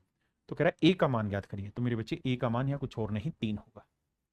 मेरे भाई, सवाल बहुत ठीक ठीक आ रखे हैं मॉडरेट लेवल के। अगर आपके मन में आज भी ये जागने की ख्वाहिश नहीं हुई कि हम मीन्स तैयार करें, मीन्स लेवल पे मैं इससे 10 गुना अच्छे सवाल कराने लग रहा हूँ। रोज यूट्यूब पे क्लास रहती है, लेकिन आपको मजा आता है पैसे देके मीन्स की कोचिंग लेने में। भाई जो पढ़ा रहा हूँ इसको शांति से पढ़ो। मीन्स की रोज क्लास होती है। मैथ मैं पढ़ा रहा हूँ, इंग्लिश गोपाल वर्मा सर पढ़ा रहे हैं, रीजनिंग अरुण सर पढ़ा रहे हैं, जीएस यस रावत सर पढ़ा रहे हैं, रोज फ्री क्लास होती है। आपके लिए सबसे पहले वीडियो सॉल्यूशन टॉप क्वेश्चंस का लेके आ रहे हैं। हर चीज में आपके साथ सबसे पहले, बस आप ही सबसे पीछे हैं। आपको वो चैनल पसंद है, वो लोग पसंद है जो सुबह से शाम तक सिर्फ और सिर्फ एक ही चीज का हल्ला काटे बैठे हैं कि भैया आंसर की कब आएगी, आंसर की कब आएगी, आंसर की कब आएगी। अच्छा, आंसर की कब आएगी उससे उनको फर्क पड़ा? नहीं, बस रीले बनाना, ये करना। आपका असली उद्देश्य सही टीचर पहचानने में होना चाहिए। आइए, कह रहा कौन सी वार्षिक किस्त 6% प्रति वर्ष साधारण ब्याज पर 4 वर्षों में दे है। तो मेरे बच्चे, एनुअल इंस्टॉलमेंट निकालनी है 26,160 रुपए, ड्यू डेप्ट गुना 100, बटे में मेरे बच्चे लिखना है क्या? 100 इंटू टाइम, टाइम 4 है तो 400, प्लस रेट कितना है जी 6, टाइम कितना है 4, 4 में 1 गया 3 बटे 2। सोल्व करेंगे मेरे राजा बाबू, 2 दूनी 4, 2 तिया 6, 6 चिंग 36, 436 है। भाग दे देंगे हमारा आंसर। देखिए, अगर मैं इसे लगभग देखूं तो 4 चिक के 24, यानी 6 से ज्यादा दिख रहा है। 6 चिंग 36, 36 18, तो 6 से गया, तो मतलब 6 के बाद 3 जीरो और, यानी 6,000 मेरा आंसर आ गया। तो ये आया हमारे मेरे बच्चे सिंपल इंटरेस्ट पे इंस्टॉलमेंट। अब आते हैं आगे। सवाल में पूछ रहा है भैया, एक रेफ्रिजरेटर की खरीद पे 4 डिस्काउंट है, तो सेलिंग प्राइस सबसे कम किस में होगा? तो सेलिंग प्राइस सबसे कम उसमें होगा जिसमें डिस्काउंट ज्यादा होगा। यहां तो मात्र 2 ही डिस्काउंट है, 10 और 8 18, यानी 18 से भी कम का डिस्काउंट है। यहाँ 12 और 10 22, यानी 22 से भी कम बनेगा क्योंकि सक्सेसिव लगेगा। यहाँ 12 और 12 24, इसको कैलकुलेट करें, 12 12 24, 12 12 144, यानी लगभग लगभग 22% से ज्यादा का डिस्काउंट बनेगा। यहाँ 20% है, तो मेरे बच्चे सबसे ज्यादा डिस्काउंट थर्ड वाले पे बना, तो मेरा आंसर आ गया थर्ड, यानी ऑप्शन डी। हाँ है ना, समझे कि नहीं? देखिए यार, 23 सितंबर मॉर्निंग सेट का पेपर है का सवाल है कहता है आर का लक्ष्य परीक्षाओं में 85% अंक प्राप्त करना। कह रहा है भाई लड़के का टारगेट है 85% नंबर लाने, लेकिन वो 450 ही नंबर ला पाया और इस वजह से लक्ष्य से 35% छूट गया। मतलब 35% कम नंबर आए, यानी कितने नंबर आए भाई? 50% ही नंबर आ पाए। 35% की कसर रह रखी। उम्मीद थी 85 की, 85 ला पाया। तो कह रहा लक्ष्य को पूरा करने के लिए उसके प्राप्त अंकों में, तो कह रहा लक्ष्य को प्राप्त करने के लिए उसके प्राप्त अंकों में कितने प्रतिशत, किसकी प्रतिशत की वृद्धि चाहिए? तो भैया 50% आए हुए हैं, 85 लाने, कितना परसेंट बढ़ाना होगा? 35। तो 50 पे अगर 35 बढ़ाओगे तो 100 पे कितना बढ़ाओगे? 70। भाई 50 पे 35 इंक्रीज तो 100 पे 70। तो मेरे बच्चे 70% का इंक्रीज आपको यहां नंबरों में करना पड़ेगा उसके, तब जाके उसका जो इच्छाधारी मतलब जो लक्ष्य है वहां तक पहुंच पाएगा। भाई इतनी रात को ये सूट इसीलिए किया जा रहा है ताकि आपको ये पता चले कि आपके लिए कौन जागता है। देखिए यहां क्या करना है, ट्रिग्नोमेट्री फंक्शन है, थीटा की जगह टी लिखा हुआ है और यू लिखा हुआ है। कह रहा है x square y square z square का मान बताओ। तो देखो एक आसान तरीका क्या है कि हम थीटा यानी टी का मान 0 रख लेते हैं।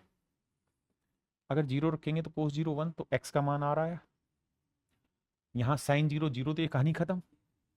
यहाँ साइन 0 0, तो ये कहानी खत्म। यानी वाई और जेड दोनों ही 0 आएंगे। बचा एक्स स्क्र, तो एक्स स्क्र करेंगे तो यहाँ आर स्क्र आ जाएगा। तो मेरे प्यारे बच्चों आंख बंद करके मेरा आंसर आ जाएगा ऑप्शन बी। आप मेरी बात समझे कि नहीं समझे? आइए देखिए भाई सवाल में कह रहा है अमन के पास 20 रुपए और 10 रुपए मूल्य के कुछ निश्चित नोट है जिनसे कुल राशि 390 रुपए बन रही है। यदि प्रत्येक प्रकार के नोटों की संख्या को आपस में बदल दिया जाए तो नई राशि पहले से 90 रुपए कम हो जाती है। 20 रुपए के मूल्य के नोटों की संख्या ज्ञात करो। देखो डिटेल मत करो, ऑप्शन से जाओ। अगर 20 रुपए वाले 16 नोट है तो धन कितना बन जाएगा? 320। हाँ जी, बन कितना रहा था? 390, तो बचा कितना? 70। तो 70 रुपए 10 रुपए के नोटों से बनाओगे तो कितने नोट चाहिए? 7 नोट। अब कह रहा है जी ये संख्या पलट दो। कैसे? कि भाई 16 नोट तो हो गए 10-10 रुपए के, तो 160 रुपए बन गए, और 7 नोट हो गए 20-20 रुपए के, तो 140। तो कह रहा है जी धन जो बन रहा है वो 90 रुपए कम बना है। तब धन कितना बना? 140 और 160 300, और 390 से 90 कम बन रहा है। तो यानी सेटिस्फाई हो गया, मतलब ऑप्शन ए मेरा राइट आंसर है। और ऐसा नहीं है कि मैंने कोई ऑप्शन ए का रत्ती भर भी चेंज किया, जो है एग्जैक्ट क्वेश्चन उठाया। अगर आप इसे डिटेल करना चाहते हैं तो आपको ऐसे मानना होगा 20 रुपए के एक्स सिक्के हैं या एक्स नोट है, 10 रुपए के वाई नोट है, तो धन बन रहा है 390। इसे पलट देंगे, 10 रुपए के एक्स नोट लें, 20 रुपए के वाई नोट लें, तो धन बन रहा है 300। अब इन सवालों को क्या करना होता है? एक बार दोनों को जोड़ना होता है, एक बार घटाना होता है, तो एक्स प्लस वाई आ जाता है, एक्स माइनस वाई आ जाता है। जो बच्चे मेरी क्लास में पढ़े हैं उनको पता है मैंने ऐसा सवाल कराया। इन सवालों का एक ही तरीका बताया था आंख बंद करके, क्या कि भाई पहले कितना धन बना? 390। दूसरी बार कितना धन बना? 300। इन दोनों को जोड़ लो, तो जोड़ेंगे तो आएगा 690। 690 को इन दोनों सिक्कों की कीमत से भाग दे दो, 20 और 10 30। इसका मतलब टोटल सिक्कों की संख्या है 23। हाँ जी, और दूसरी बार क्या करो, इनका डिफरेंस निकालो। डिफरेंस कितना है? 90। इसे भी मेरे बच्चे इन दोनों संख्याओं के जोड़ से भाग दे दो। इन दोनों संख्याओं के डिफरेंस से भाग दे दो। तो डिफरेंस से भाग दो क्या आएगा? 9। इसका मतलब सिक्कों की संख्याओं में अंतर होगा 9, और सिक्कों की संख्याओं का योग होगा 23। यानी x प्लस वाई 23 है और x माइनस वाई 9 है।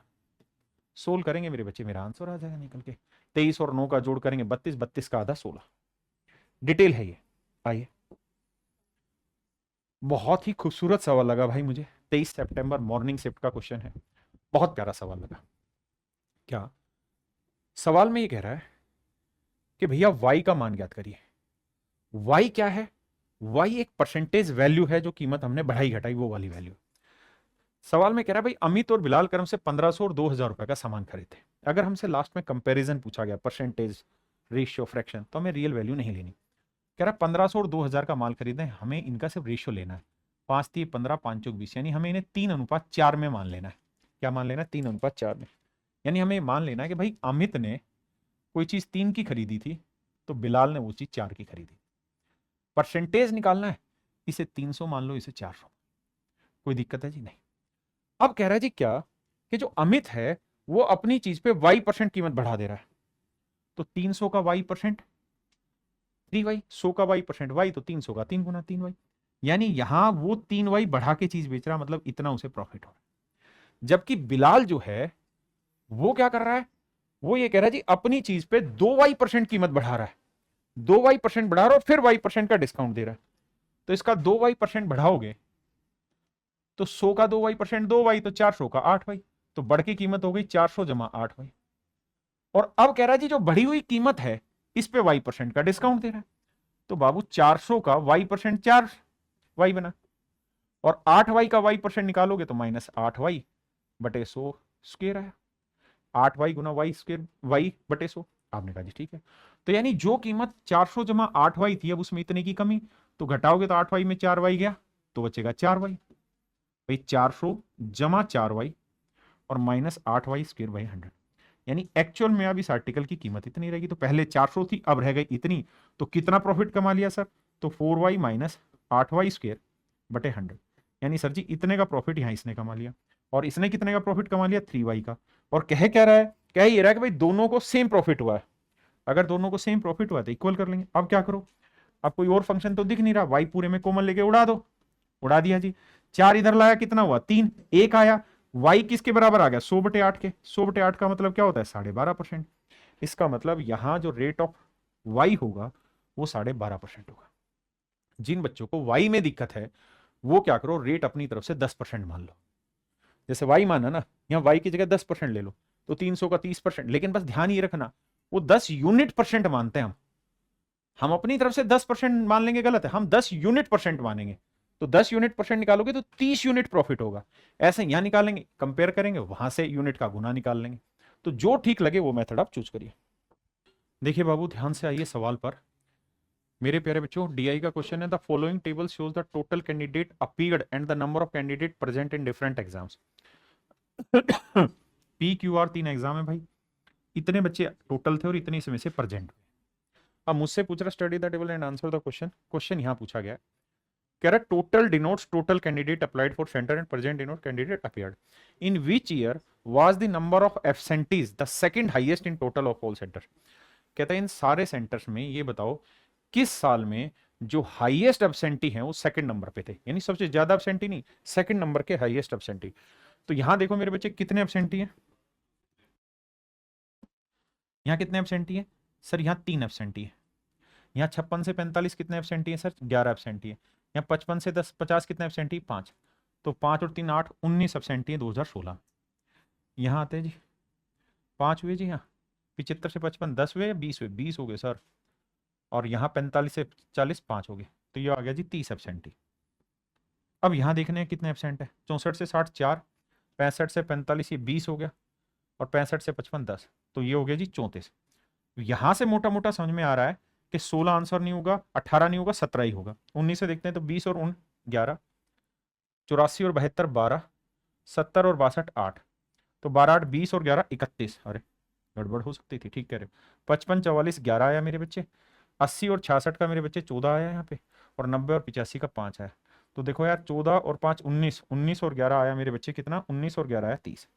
तो हमसे पूछा सेकंड हाईएस्ट एब्सेंटी कहाँ है, तो सेकंड हाईएस्ट एब्सेंटी 2019। तो मेरे बच्चे मेरा आंसर होगा 2019। देखिए मेरे बच्चे, डीआई इतनी खतरनाक पूछ रखी है, मतलब हद से ज्यादा है। और सबसे मुश्किल काम क्या है कि डीआई को समझना के पूछ क्या रहा है।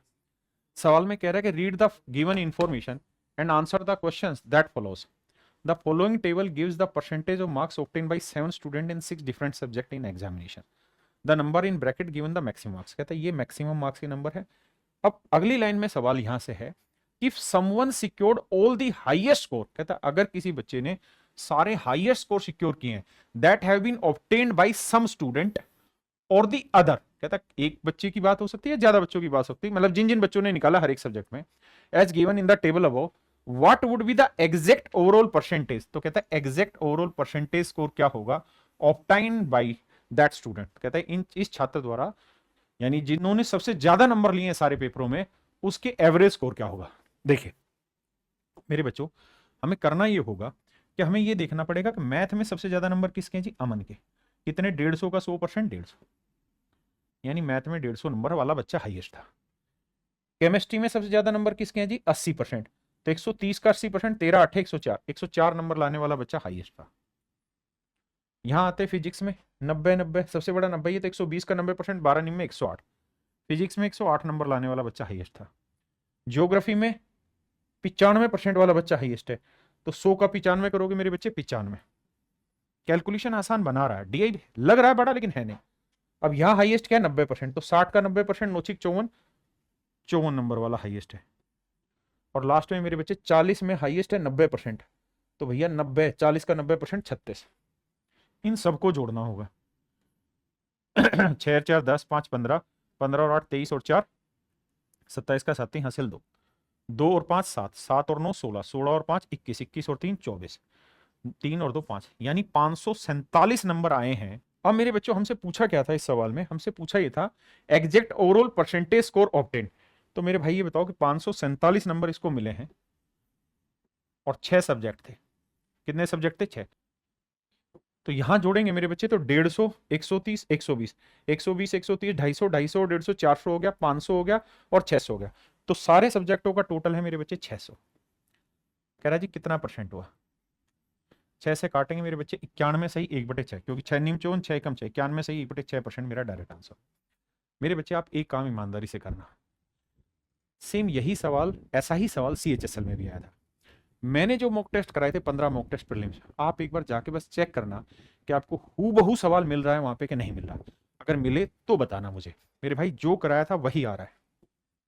देखिए यार यहाँ पे मेरे बच्चों बड़े ध्यान से मेरी बात को सुनिएगा। आप एक बात समझते हैं कि सर साइंस स्क्वायर ए प्लस साइंस स्क्वायर बी का जोड़ 1 होता है अगर ए प्लस बी का जोड़ 90 हो। यहां से मैं माइनस कॉमन ले दूं तो साइंस स्क्वायर ए प्लस साइंस स्क्वायर बी जोड़ 1 आया तो -1 आ गया। बिल्कुल ठीक है जी। अब 40 है कहीं रहा, तो साइंस स्क्वायर 40 और साइंस स्क्वायर 50 जोड़ 90 आया तो 1 आएगा, -1 आएगा क्योंकि माइनस काट रहे हैं।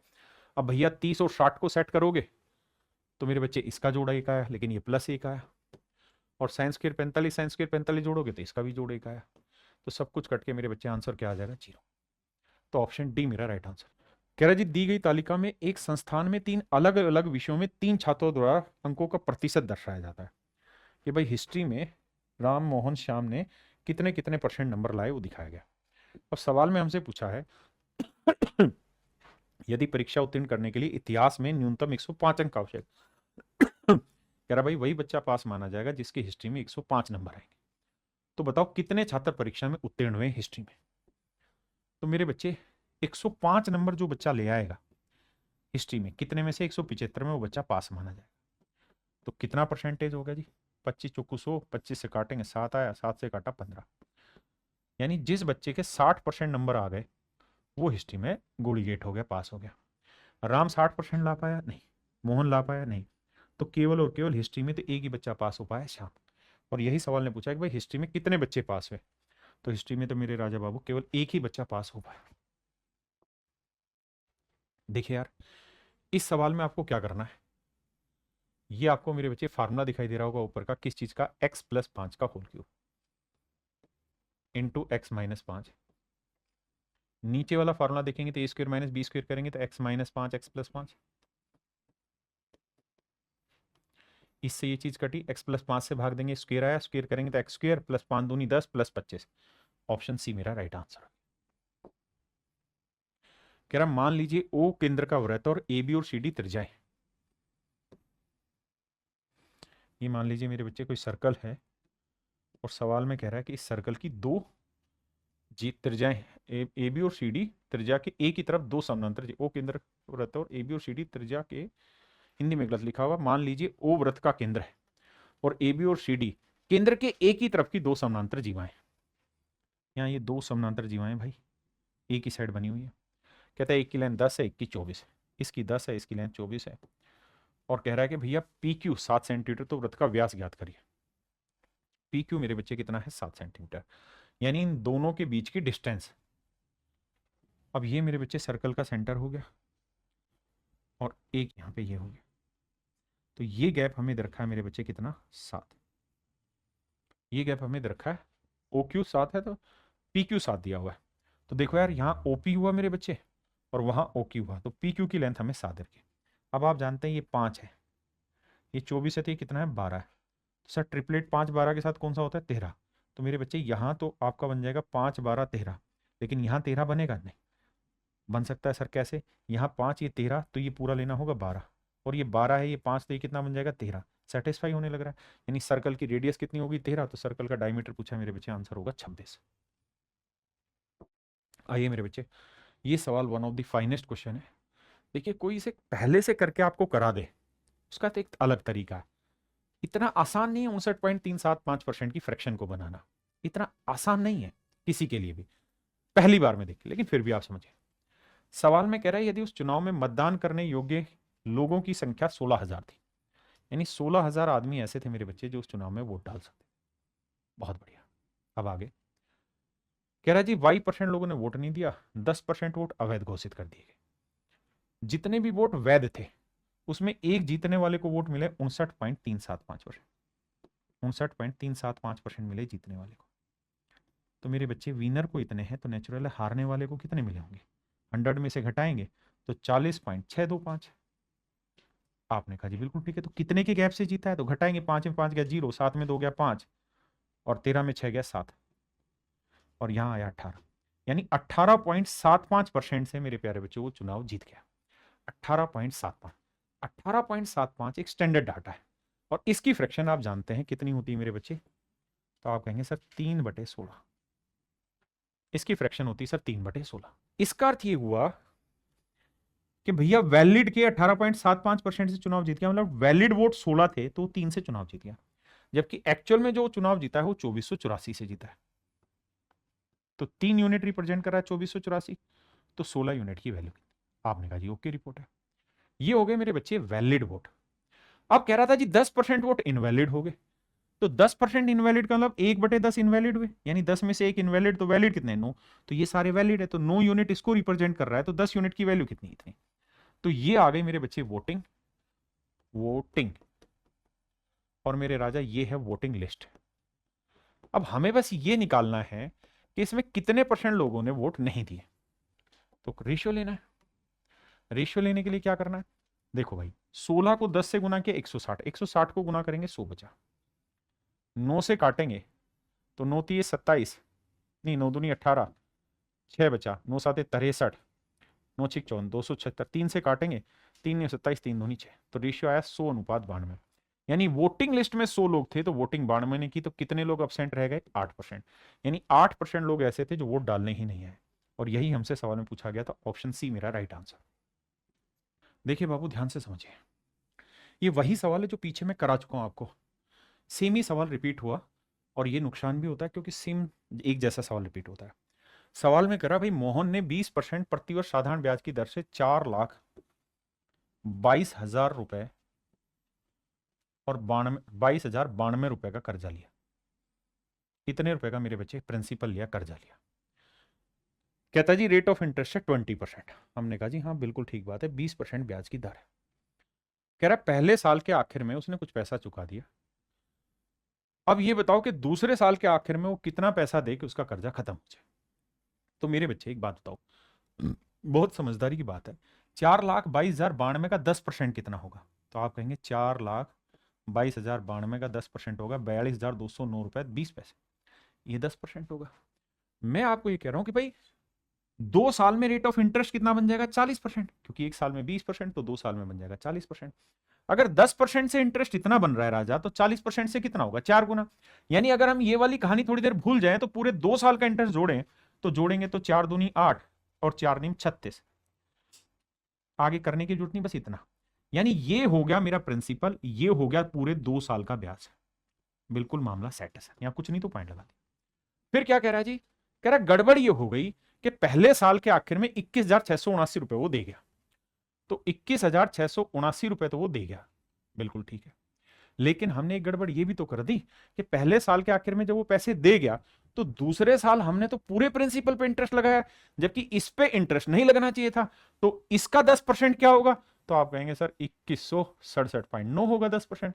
तो यानी दूसरे साल मैंने इस पे 20% इंटरेस्ट दे दिया क्योंकि रेट 20% थी, तो इसका 20% क्या होगा? डबल करेंगे, 2 नीम 18, 2 7 14 और 1 15। यानी सच मायने में देखोगे ना तो हमने ये इंटरेस्ट, ये पैसा वापसी करना है, और ये इंटरेस्ट हमने फालतू जोड़ा हुआ है, इसको जोड़ेंगे 8 9 5 14, यानी ये वाली वैल्यू हमने एक्स्ट्रा दी हुई जो घटानी होगी। तो मेरे बच्चे इस जोड़ में से ये वाली वैल्यू हमें घटानी होगी 4.8। जब 4.8 घटाओगे तो देखो 10 में 0 में 8 जोड़ा 8, 8 में 8 गया 0, यानी डेसिमल में आंसर नहीं आएगा। 2 में 6 जोड़ा 8, 8 में 4 गया 4, यानी जो भी मेरा आंसर आएगा उसका आखिरी डिजिट 4 होगा। और मेरे बच्चे मजे की बात यह कि केवल और केवल एक ही ऑप्शन है जिसका आखिरी डिजिट 4 है। ऑप्शन डी मेरा राइट आंसर है। मैं यही बात आपको समझाने की कोशिश कर रहा हूं, आप इसी पॉइंट को समझने की कोशिश करो। हम इसे डिजिटल सम से नहीं करें, हम इसे और किसी मेथड से करने की जरूरत ही नहीं है। यह सवाल बहुत आसानी से टूटेगा, सेम ही सवाल पीछे वाला था। तो आपको मजा आया होगा इस सवाल को करके। और मेरे बच्चे, अगर मजा आया तो भाई इस वीडियो को दबा के शेयर करो, ताकि रातों रात सारे बच्चों तक ये वीडियो पहुंच जाए। और मेरे बच्चे, मेरा मेंस का रोज आप लोगों के लिए क्लास रहती है, रोज रात 9 बजे। अब आप इस वीडियो को देखिए, मजा लीजिए, और जब तक आपकी ये वीडियो पूरी होगी और आप देखेंगे, तब तक मैं अगली वीडियो भी इसी चैनल पे अपलोड कर चुका हूंगा। आज की रात आपके हवाले पूरे खत्म करा के जाएंगे। टॉप 100, टॉप 150, जितने भी अच्छे अच्छे सवाल होंगे सारे मैं डिस्कस करा दूंगा। बस पूरी वीडियो तरीके से तसल्ली से देखिए और इसको शेयर करिए दबा के। मेरे प्यारे बच्चों, आप सभी को नमस्कार। आइए, रात के 22:49 हुए हैं और आपका स्वागत है इस वीडियो में। आइए देखिए मेरे बच्चे, सवाल में कह रहा है निम्नलिखित तालिका 5 अलग अलग विषयों में 5 छात्रों द्वारा प्राप्त 100 अंकों से दिखाती है। कहता है अलग अलग तालिका में 100 अंक है मैक्सिमम हर एक में, और उसके नंबर दिखाने लग रही है। तो who obtain 79% marks in all subject taken together. तो कह रहा है किस बच्चे के 79% नंबर आए हैं सारे सब्जेक्टों में मिला के। कितने सब्जेक्ट है? 1 2 3 4 5। तो 5 सब्जेक्टों में 79%, यानी 500 का 79%। कैलकुलेट करोगे तो जो भी जोड़ आएगा 5 नहीं 45 इकाई का अंक आएगा 5। अब आप ये देखो कि किसके अंक जोड़ने पे आखिरी अंक 5 आ रहा है। आते हैं जी, देखिए मेरे बच्चे, 8 8 2 8 कभी भी 5 नहीं आएगा।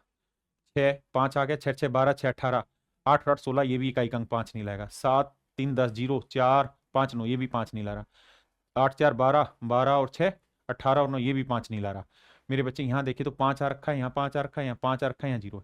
तो मेरे बच्चे केवल और केवल तरुण ही वो लड़का है जिसके सारे सब्जेक्टों के टोटल मार्क्स करोगे तो लास्ट में 5 आएगा। क्योंकि 500 नंबर का पेपर है, 79% नंबर आ रहे हैं, इसका मतलब जो भी इसके एक्चुअल नंबर होंगे उसका आखिरी अंक 5 होगा। तो उसकी तलाश करनी और उसके आधार पर भेज देंगे। तो मेरे बच्चे, मेरा सही आंसर होगा तरुण, ऑप्शन डी। देखिए मेरे बच्चे, सवाल में कह रहा है from a circle with radius this and A sector with arc this is cut, find the area of the sector. मेरे बच्चे, अगर आपको सेक्टर का एरिया निकालना है, लेंथ ऑफ आर्क भी देखिए और रेडियस भी देखिए, तो एरिया का सूत्र होता है क्या सर? 1/2 L into are. अब देखो यार, 2 अंकों पे डेसिमल यहाँ है, टर्मिनेटिंग डेसिमल के हिसाब से 1 अंक हो रहा है, यानी 3 अंकों पे डेसिमल है। ऑप्शन में सारे ही अंक 3 पे। अब ये देखो कि जो भी आंसर होगा वो 11 का मल्टीपल होना चाहिए। 11 का मल्टीपल ढूंढो। 8 और 5 13, 6, 8 5 13 5 18, 6 2 8, ये तो कभी भी नहीं होने का। 8 और 6 14, 14 और 5 19, 6 2 8, 19 में 8 गया मेरे बच्चे 11, ये सेट हो रहा है। 8 और 8 16, 16 5 21, 7 6 13, ये भी मतलब ही नहीं। 8 और 1 9, 9 और 5 14, 6 2 8, ये भी नहीं।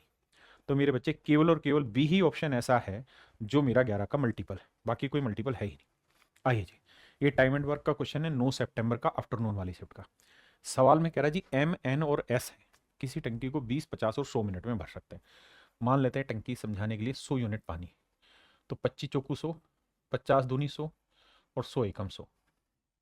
आपने कहा जी ओके रिपोर्ट है, आगे बढ़ो।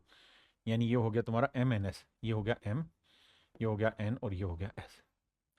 कहता है respectively initially pipe N and S are kept open. कहता है एन और एस दोनों को ओपन किया गया, तो ये दोनों मिलकर कितना पानी भरेंगे? 3 यूनिट, और 10 मिनट तक ये कार्रवाई चलती रही। तो 10 मिनट में 3 के हिसाब से कितना पानी भरा गया जी? 30। बहुत सुंदर जी। अब क्या हुआ जी? अब कहता है एन को बंद कर दिया, एन का पत्ता गोल। फिर क्या कह रहा है जी? End pipe M is open. अब काम कौन कर रहा है? एम और एस ओपन कर रहा है, लेकिन कह रहा है पाइप एस को टंकी भरने से 15 मिनट पहले बंद कर दिया गया। तो बताया था कि काम जब भी पहले हो रहा हो, यानी काम खत्म होने से पहले कोई छोड़ रहा है, तो उसे आखिरी तक ले आओ। तो यानी अगर मैं ये चाहूं कि एस को 15 मिनट यानी आखिरी तक लाएं, तो एस 15 काम और कर देगा। तो 1 यूनिट 1 मिनट में करता है, तो 15 यूनिट में 15 काम कर देगा। तो इस हिसाब से काम कितना हो जाएगा? यहां काम 30 हो चुका था, तो बचा कितना था? 70। और अगर मैं एस को आखिरी तक लेके जाऊंगा तो काम अब कितना कर जाएगा? 85। लेकिन अब फायदा ये होगा कि एम भी काम पे होगा और एस भी होगा, तो 4 और 1 5 यूनिट के हिसाब से 85 यूनिट करने में कितना मिनट लगाएंगे? 17 मिनट। तो बाबू 17 मिनट यहां होंगे, 10 मिनट यहां, तो पूरी टंकी भरी जाएगी 27 मिनट। ये मेरा डायरेक्ट आंसर हो। देखिए भैया, ये वेटेड एवरेज का क्वेश्चन है 9 सितंबर इवनिंग वाली शिफ्ट का। सवाल में कह रहा है स्टॉक पोर्टफोलियो कंसिस्टेड ऑफ माफ करिए, कहता है एक स्टॉक पोर्टफोलियो में 4 स्टॉक शामिल है। स्टॉक ए पोर्टफोलियो का 20% है और इसका रिटर्न है 6%। तो भाई 20 का 6% निकालेंगे तो मतलब रिटर्न आया 1.2।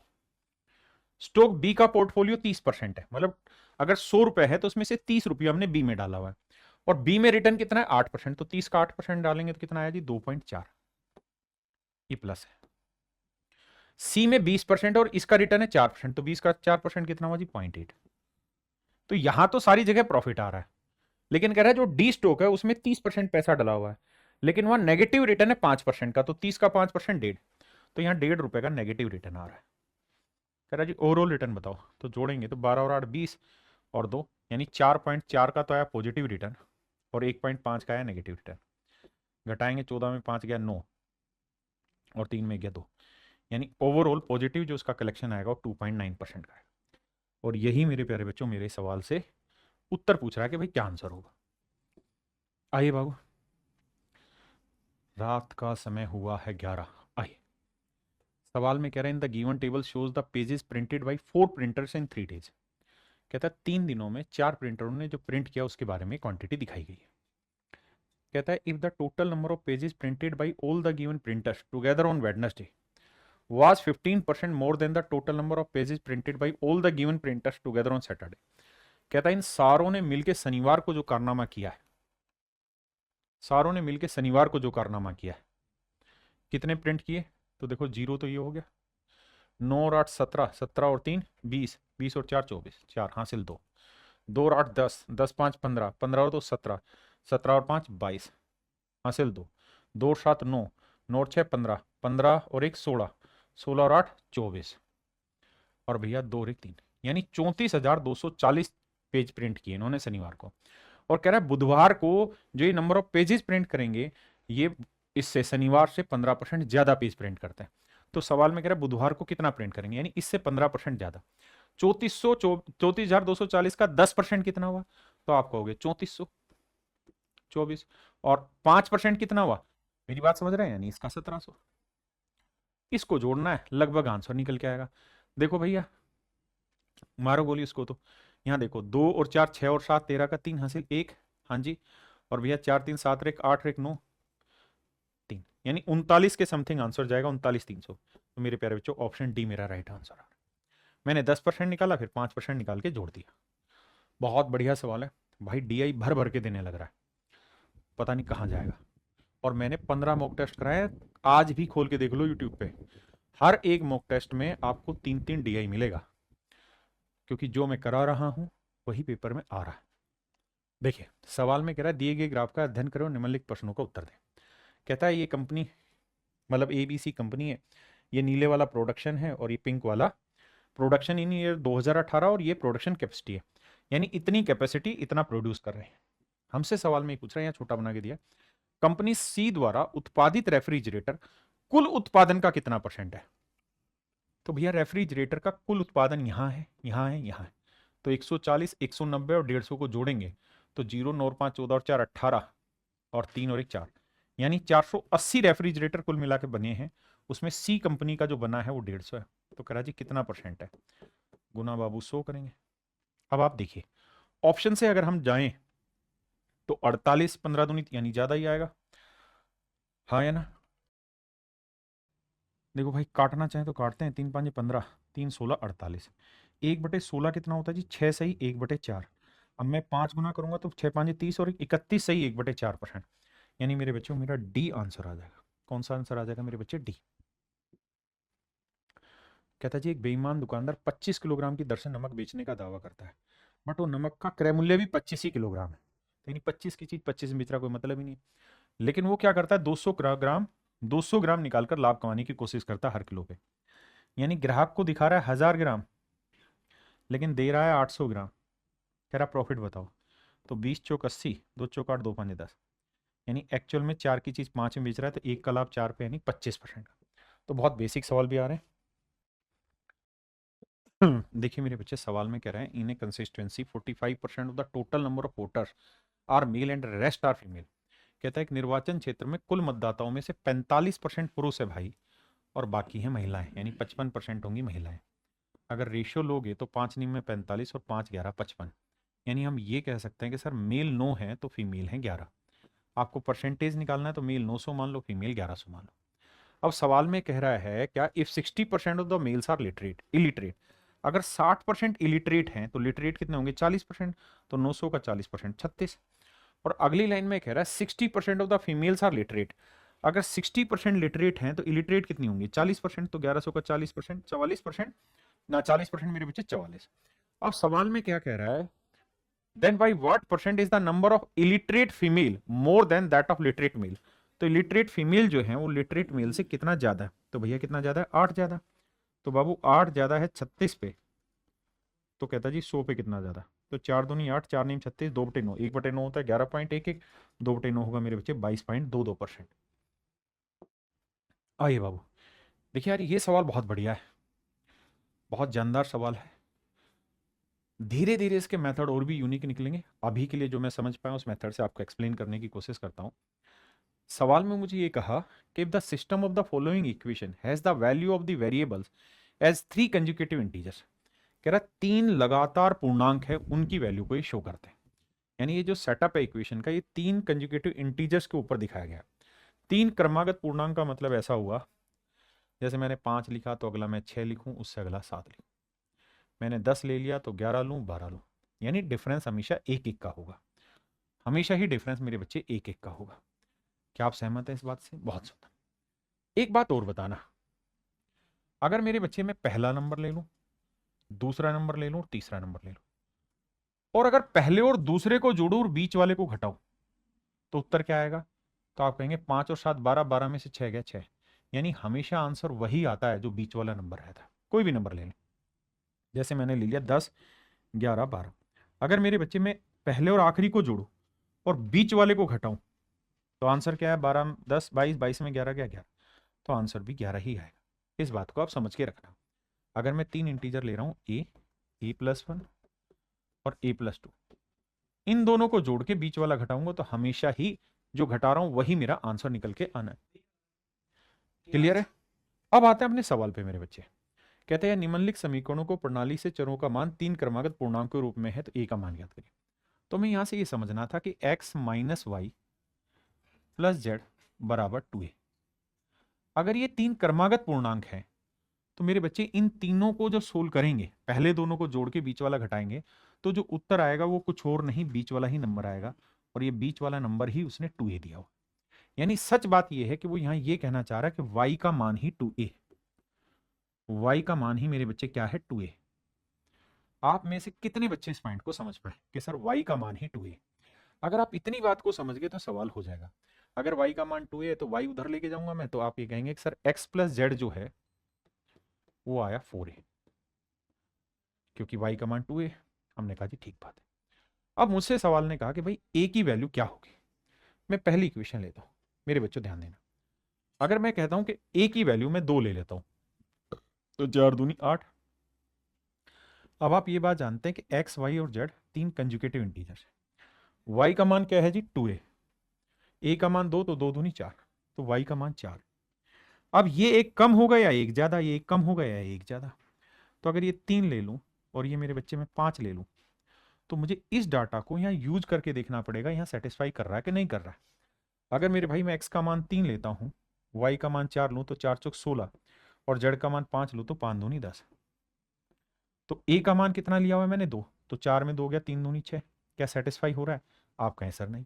और ये जरूरी नहीं ना 3 4 5 ही हो सकता है, 5 4 3 भी हो। तो अगर ऐसा होगा तो यहाँ 5 आएगा और यहाँ 3 दूनी 6 आएगा, तो क्या 6 आ सकता है? तब भी नहीं आ रहा। तो इसका मतलब 2 तो आपका आंसर नहीं लिया जा सकता a की जगह। आराम से बस देखिए और इसी तरीके से सवाल को समझते जाइए, थोड़ा सा समझना है। अब देखिए, अब 2 सेटिस्फाई नहीं कर रही तो मेरे बच्चे 4 को करके देखते हैं कि z का मान 4, a का मान 4 हुआ, तो मेरे बच्चे y का मान 4 दूनी क्या हो गया 8। अब ये 8 से एक कम होगी, ये 8 से ज्यादा हो सकती, या ये ज्यादा होगी ये कम, ये 7 हो सकता है, ये मेरे बच्चे 9 हो सकता है। अब सेकंड में रखते हैं, अगर x का मान 7 लें, y का मान 8 8 चौक 32, और z का मान 9 लें तो 9 दूनी 18। तो मेरे बच्चे हम यहाँ a का मान 4 लेंगे तो ये 0 आ जाएगा, क्या ये संभव हो रहा है? नहीं। अगर मैं इसे पलट लूं, 9 यहां रख लूं या 8 यहां 7, तब भी नहीं संभव होगा, क्योंकि यहां 9 आ जाएगा और यहां 7 दूनी 14, तब भी 0 नहीं आएगा। तो इसका मतलब 4 भी मेरा सेटिस्फाई नहीं कर रहा है। अब मेरे बच्चों आता हूं मैं तीसरे ऑप्शन पे कि भैया मैं a का मान 1 रख लूं। अगर a का मान 1 रखूंगा तो y का मान 2a था, यानी y का मान आया मेरे बच्चे 2। अब मेरे बच्चे ये एक छोटा हो सकता है, ये एक बड़ा हो सकता है, या ये बड़ा होगा ये छोटा, कंजुगेटिव है। रख के देखते हैं इक्वेशन में। x का मान दूसरी इक्वेशन में 1 रखें, y का 2 चौक 8 आया और z का मान 3, तो 3 दूनी 6।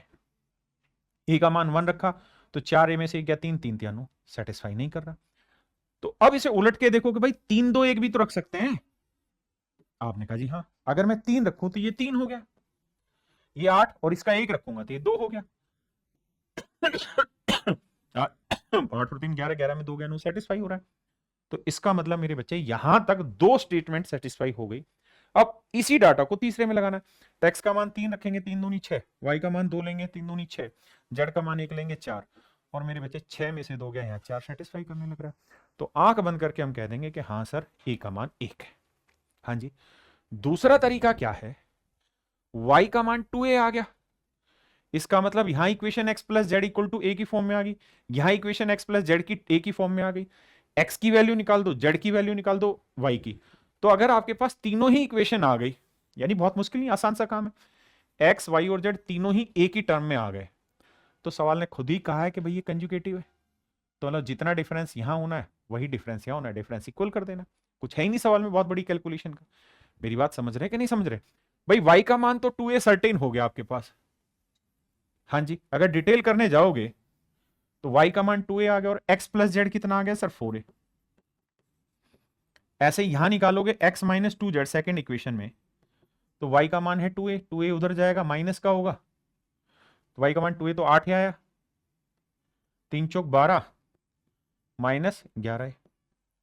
यहां से मेरे बच्चे x को कैंसिल करके z का मान a में ले आऊंगा, फिर z का मान यहां रख के x का मान a में आ जाएगा, तो तीनों एक ही टर्म में आ जाएगा, और तीनों के तीनों कंजुगेटिव दे रखे हैं, यानी डिफरेंस एक आना चाहिए। बस उसको चेक करके कहानी खत्म कर लेनी। क्लियर है मेरे बच्चे?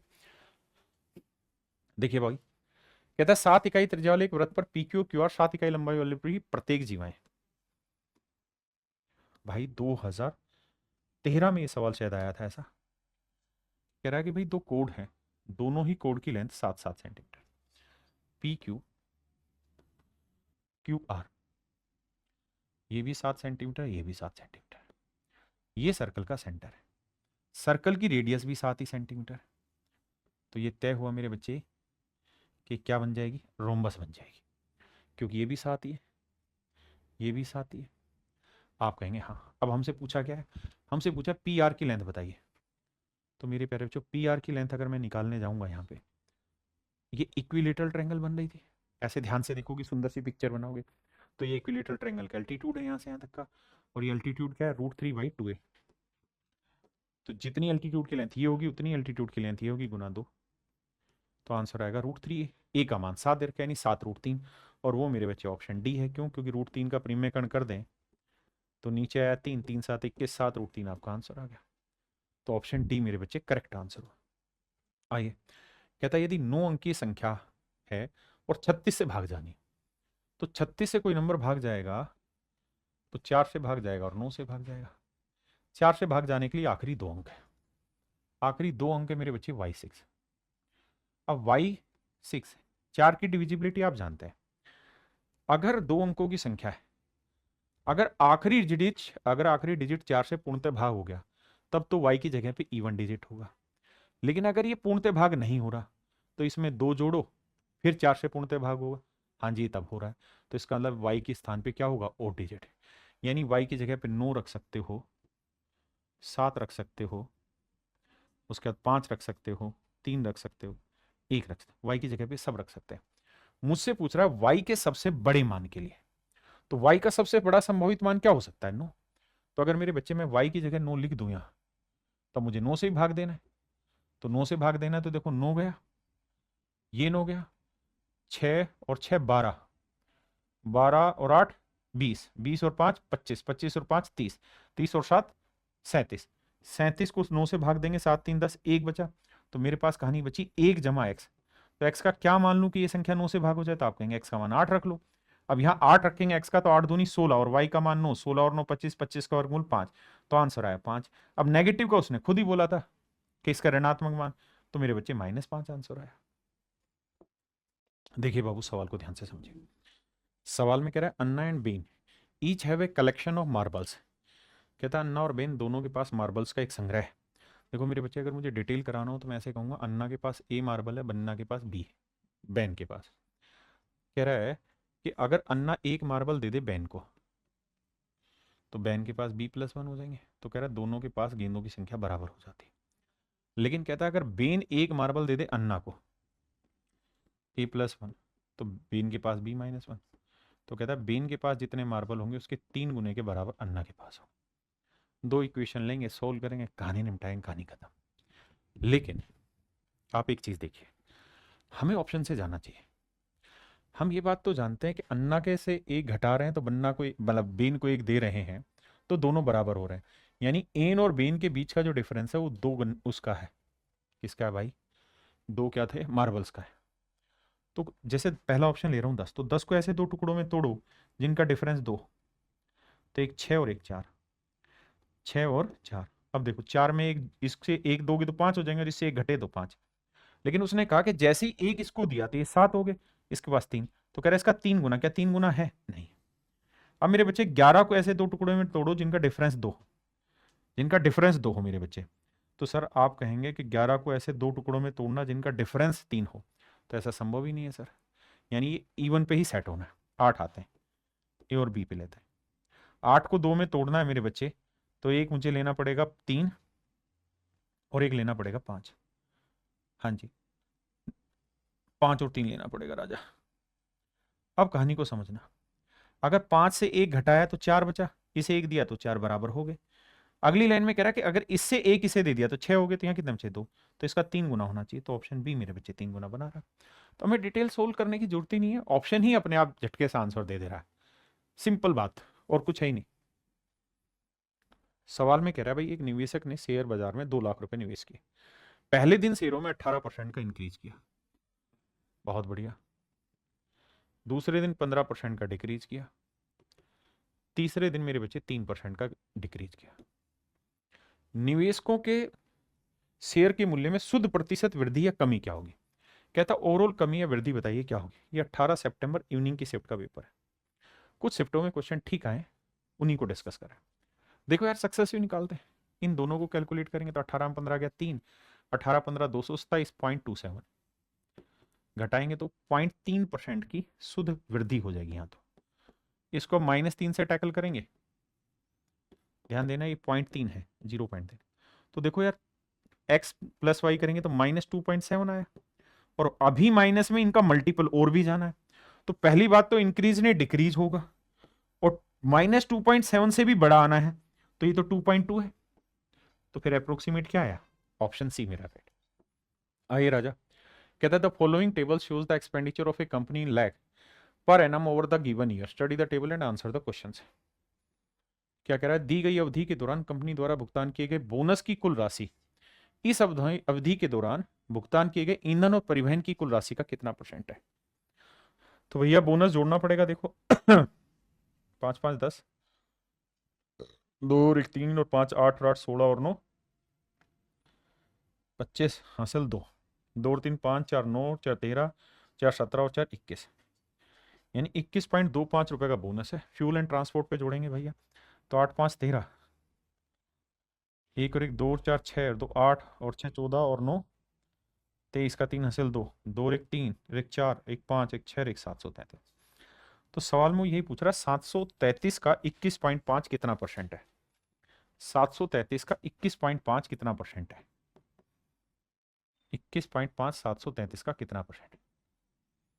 अब हमें ऑप्शन से जाना चाहिए। ऑप्शन या तो 4 के नजदीक है, या 3 के नजदीक है, या 3.5 के नजदीक है, या 2.5 के नजदीक है।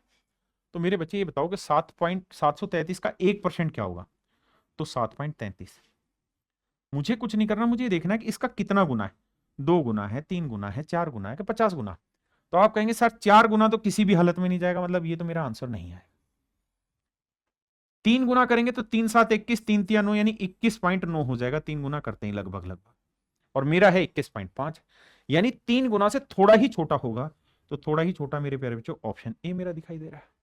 भाई परसेंटेज में यही चीजें खेलनी सिखा रहा होता हूं मैं क्लास में, काहे परेशान हो रहे हो राजा। देखो यार, ये मतलब हद है। इस टाइप के मैंने 2 सवाल अभी पीछे आपको करा दिए, लगातार इसी टाइप इस पे लगातार सवाल पूछे गए। तो भाई पीछे की क्लास आप देख लेना, पिछले वाली जो वीडियो है उसी में 2 सवाल गए, सेम ही टाइप के क्वेश्चन गए, तो वहां से आप देख लेना। और ये बहुत अच्छी चीज़ है कि पेपर का एनालिसिस बंद हो गया, क्योंकि बहुत बड़ा नुकसान होगा, क्योंकि इतने मुश्किल सवाल बच्चों को रिपीट आ रहे हैं, सेम सवाल आ रहे हैं, डाटा बदल रहे हैं, लैंग्वेज सेम, तो फायदा क्या होगा। देखिए मेरे बच्चे सवाल को, सवाल ने कहा कि विक्रेता ने 1 किलोग्राम में 20 कुकीज़ के बजाय 19 कुकीज़ 95 में बेची। यानी 1 किलो में 20 बिस्किट बेचने थे लेकिन 19 ही बिस्किट बेचे, जिससे ग्राहक को धोखा मिला। कह रहे यदि विक्रेता ने कुकीज़, ये धोखा मिला शब्द इसलिए लिखा है कि भाई देनी थी 20, मतलब 20 बिस्किट देने थे, दे दिए 19 बिस्किट। अब कहता है विक्रेता ने कुकी 76 रुपए में खरीदी थी। यानी मोटी बात करें तो हम ये कह सकते हैं भाई 76 रुपए में वो चीज़ खरीद के लाया, कितने 20 बिस्किट खरीद लाया। एक बिस्किट कितने का लेके आया, तो लाया 38 दूनी 76, यानी 3 रुपए 80 पैसे का एक बिस्किट खरीद के लाया। अब हुआ क्या बाबू कि 95 रुपए में उसने चीजें सारी बेच दी। सारी बेची नहीं भाई, 20 कुकीज उसके पास थी, तो 20 कुकीज में से एक कुकी उसने अपने पास रख ली और 19 कुकीज उसने बेच दी। 19 कुकीज बेच के उसे जो पैसा मिला वो 95 रुपए मिला, और ओवरऑल कॉस्टिंग कितनी थी उसकी, 76 रुपए। तो इसका मतलब प्रॉफिट कितना कमा लिया, 19 रुपए। यानी 19 कुकीज बेच के ही एक्चुअल में उसने 19 रुपए का प्रॉफिट कमा लिया। लेकिन एक बिस्किट तो अपनी घरवाले के लिए अपने पास अभी भी रख ही ले गया ना भाई। 20 बिस्किट लेके आया था 76 रुपए में, वो 20 में से 19 ही बेच दिए 95 में। तो 76 में खरीद के लाया, 95 में बेचे, तो 19 का प्रॉफिट तो यही होगा। एक बिस्किट अभी भी तो उसके घर पे रखा रह गया, तो उस बिस्किट की भी तो कॉस्टिंग होगी 3.8। अगर 3.8 का प्रॉफिट मैं यहां लगाऊंगा तो अभी उसके पास कितने की चीजें हैं, 19 तो कमा ली और 3.8 की चीजें, यानी 22.8 का प्रॉफिट हो गया। तो सीधा मेरा आंसर ऑप्शन सी यहाँ पे आंसर होगा। सवाल में कह रहा है pipe Q can fill a tank in 60 hour while R में फिल इट इन 45 आवर। कहता है भाई पी 60 घंटे में कहानी भर सकता है और क्यू 45 घंटे में नहीं। Pipe Q and R, sorry Q और आर दो पाइप हैं भाई, ये 60 घंटे में भर सकता है, ये 45 घंटे में भर सकता है। 60 45 का एलसीएम लेंगे मेरे बच्चे तो 180 आता है, 6 18 45 चौक 180। अब सवाल में कह रहा है Q and R pipes are open together for 6 hour. कहता है 6 घंटे तक दोनों खिले गए, तो 4 3 7 7 6 42 यूनिट पानी भर दिया इन्होंने। After which pipe W is also open to empty the tank. कहता है अब क्यू और आर तो काम करेंगे, लेकिन डब्ल्यू भी काम करेगा जो पानी खाली कर रहा है। और सवाल में कह रहा है 3 pipes are open simultaneously for 24 hours to reach the half level mark. कहता है आधे लेवल तक टंकी भरनी है, तो 180 में 90 लेवल तक की टंकी भरनी है, और 90 में से 42 पहले से भरी जा चुकी है। तब कितनी और भरनी है भैया, 48। तो 48 यूनिट पानी और भरना है, तो इस 48 यूनिट पानी को भरने में कितने घंटे लग रहे हैं, 24 घंटे। तो इसका मतलब हर घंटे 2 यूनिट पानी भरा जा रहा है। तो भाई ये 3 यूनिट पानी भर रही है, ये 4 यूनिट पानी भर रही है, तो 7 यूनिट ये भर दे रहे हैं। तो इसका मतलब डब्लू कितना खाली कर रहा होगा, 5, तभी तो 2 यूनिट भरा जा रहा है। तो कह रहा है डब्लू पूरी टंकी को खाली करने में कितना समय लेगा, तो 180/5। तो आंसर होगा मेरे बच्चे 36। तो डब्लू 36 घंटे में टंकी खाली कर देगा। देखिए मेरे बच्चे, DI DI DI DI DI भर भर के रखा डीआई, साला निकाले भी तो कितने डीआई निकाले। सवाल में ये कह रहा है भाई नीचे दी गई तालिका का अध्ययन करें, एबीसीडी द्वारा कंपनी द्वारा स्कूटरों की संख्या है। सवाल में पूछा है कि भाई डी ने जो स्कूटर बनाए हैं और एबीसी ने टोटल जो स्कूटर बनाए उनके औसत उत्पादन से कितना अधिक है। तो बाबू करना ये होगा, आपको ए का भी टोटल लेना होगा। तो देखो 0 8 4 12 और 6 18 है ना, 8 4 12 6 18, 5 3 8 और 2 10 और 1 11, 1 और 1 2 और 1 3, 3180। तो यह आ गया। आपने कहा जी ठीक है। अब यहाँ बी में देखें तो 0 4 2 6, 6 और 8 14, 14 और 5 19 का 9 असल 1, 9 और 4 13, 13 और 7 20, 20 9 29 और 1 3090 ही हो गया। यहाँ 0 8 7 15, 15 और 2 17, 17 और 8 25, 5 असल 2, 2 और 3 5, 5 10 और 1 11 असल 1, 1 और 1 2 और 1 3, यानी 3150 यहाँ, 3090 यहाँ, 3180 यहाँ। अब मुझे क्या करना पड़ेगा, ए बी सी तीनों का टोटल करके फिर इनका एवरेज निकालना पड़ेगा। तो आप या तो यहीं पे सबका एवरेज निकाल के फिर सेटिंग बैठा लो भाई, या फिर क्या करो, सबको जोड़ के फिर एवरेज निकालो। तो अगर मैं जोड़ के निकालूंगा तो 0, 8 और 9 17 और 5 22 का 2 हासिल 2, 2 और 1 3, 3 और 1 4, और 3 तिया 9, 9420। इसे मेरे बच्चे 3 से भाग देंगे तो 3 तिया 9, 3 एकम 3, 3 चौक 12, यानी इनका औसत उत्पादन तीनों कंपनियों का 3140 है। देखिए यार, जोड़ना घटाना समय तो लगता है। अगर सच मायने में प्रीलिम्स की बात करें तो डीआई ही एक इकलौता वो हिस्सा था जो थोड़ा डिफिकल्ट था।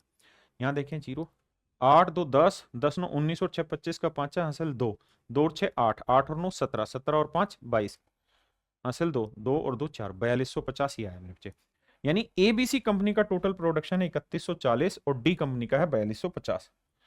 3140 और 4250, तो ये वाला इससे कितना ज्यादा है? तो 0 5 में 4 गया, 1 2 में गया, 1110 ज्यादा। तो 1110 ज्यादा है 3140 में, और वो यही पूछ रहा है कि भाई ये कितना परसेंटेज है। अब मेरे बच्चे हमें यहाँ ऑप्शन से मदद लेनी चाहिए, और ऑप्शन हमें दिखाई दे रहे हैं दूर दूर है। अगर दूर दूर है तो कैलकुलेशन करते हैं। देखो इसका 3 गुना करते तो 3330 आता। अगर यहाँ 3330 लिखा रहता तो 33% लिखते, 33.33, लेकिन उससे छोटी वैल्यू है, तो आंसर 33.33 से बड़ा होगा। और 33.33 से ये बहुत बड़ा है, ये बहुत बड़ा है, ये छोटा है, तो मेरे बच्चे केवल और केवल ऑप्शन डी मेरा राइट आंसर होगा।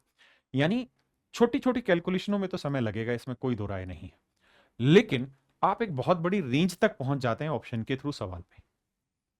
देखिए मेरे बच्चे, क्वेश्चन नंबर 49 पे हम आ रहे हैं, डीआई का सवाल है, और आप जानते हैं इस बार हर सेट में 3-3 डीआई, अच्छे डीआई पूछे हुए। कह रहा है नीचे दिया गया आंकड़ा एक परिवार के अनुमानित खर्च को दिखाता है जिसका कुल अनुमानित खर्चा 2.5 लाख रुपए, यानी टोटल जो एस्टिमेटेड खर्चा है वो 2.5 लाख रुपए। और ये जो कहानी सारी दिखाई जा रही है, ये एस्टिमेटेड खर्चे की परसेंटेज शेयर दिखा रहा है एस्टिमेटेड एक्सपेंस का, कि भाई इंटरनेट पे 20% हो रहा है, इलेक्ट्रिसिटी पे इतना, फूड पे इतना, ट्रांसपोर्ट पे इतना, एजुकेशन पे इतना, रेंट पे इतना।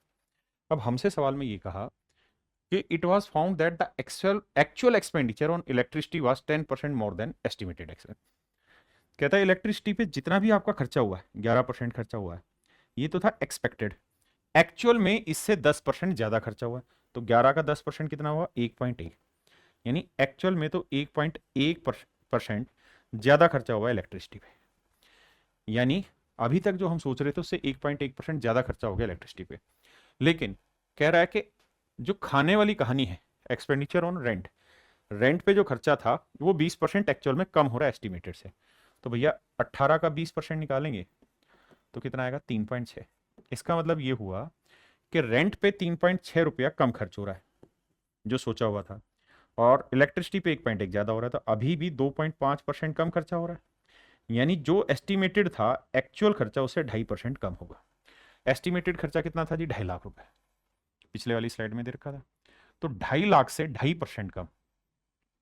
पहली बात तो ये कि 2.5 लाख से बड़ा है तो ये ऑप्शन कट गया।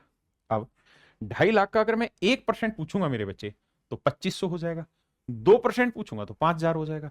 इसका मतलब ये हुआ कि 5,000 घटाऊंगा तो 2,45,000 बचा।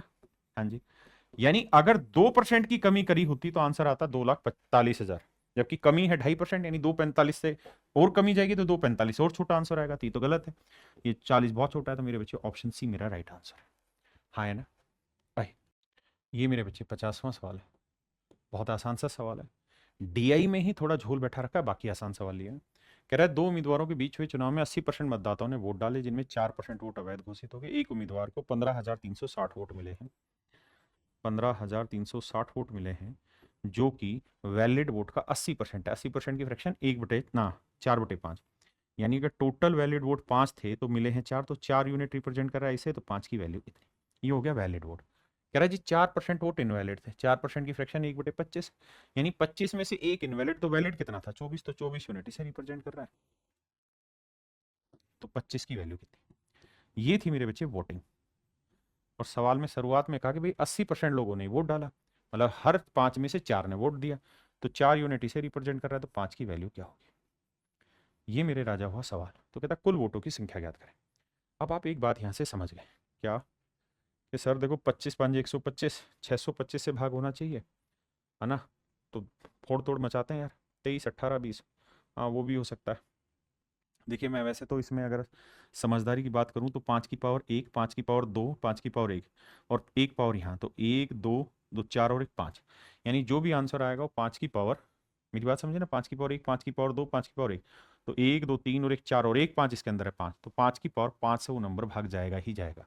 अब 5 की पावर 5 क्या होता है जी, 5 की पावर 4 होता है 625, 5 की पावर 5 होता है 3125, यानी मेरा आंसर 3125 से भाग होने वाला होगा ही, क्योंकि नीचे से काटेगा नहीं। लेकिन आप समझना मैं कहना क्या चाह रहा हूं, आप ये बात जानते हैं कि 125 से 1000 भाग हो जाता है।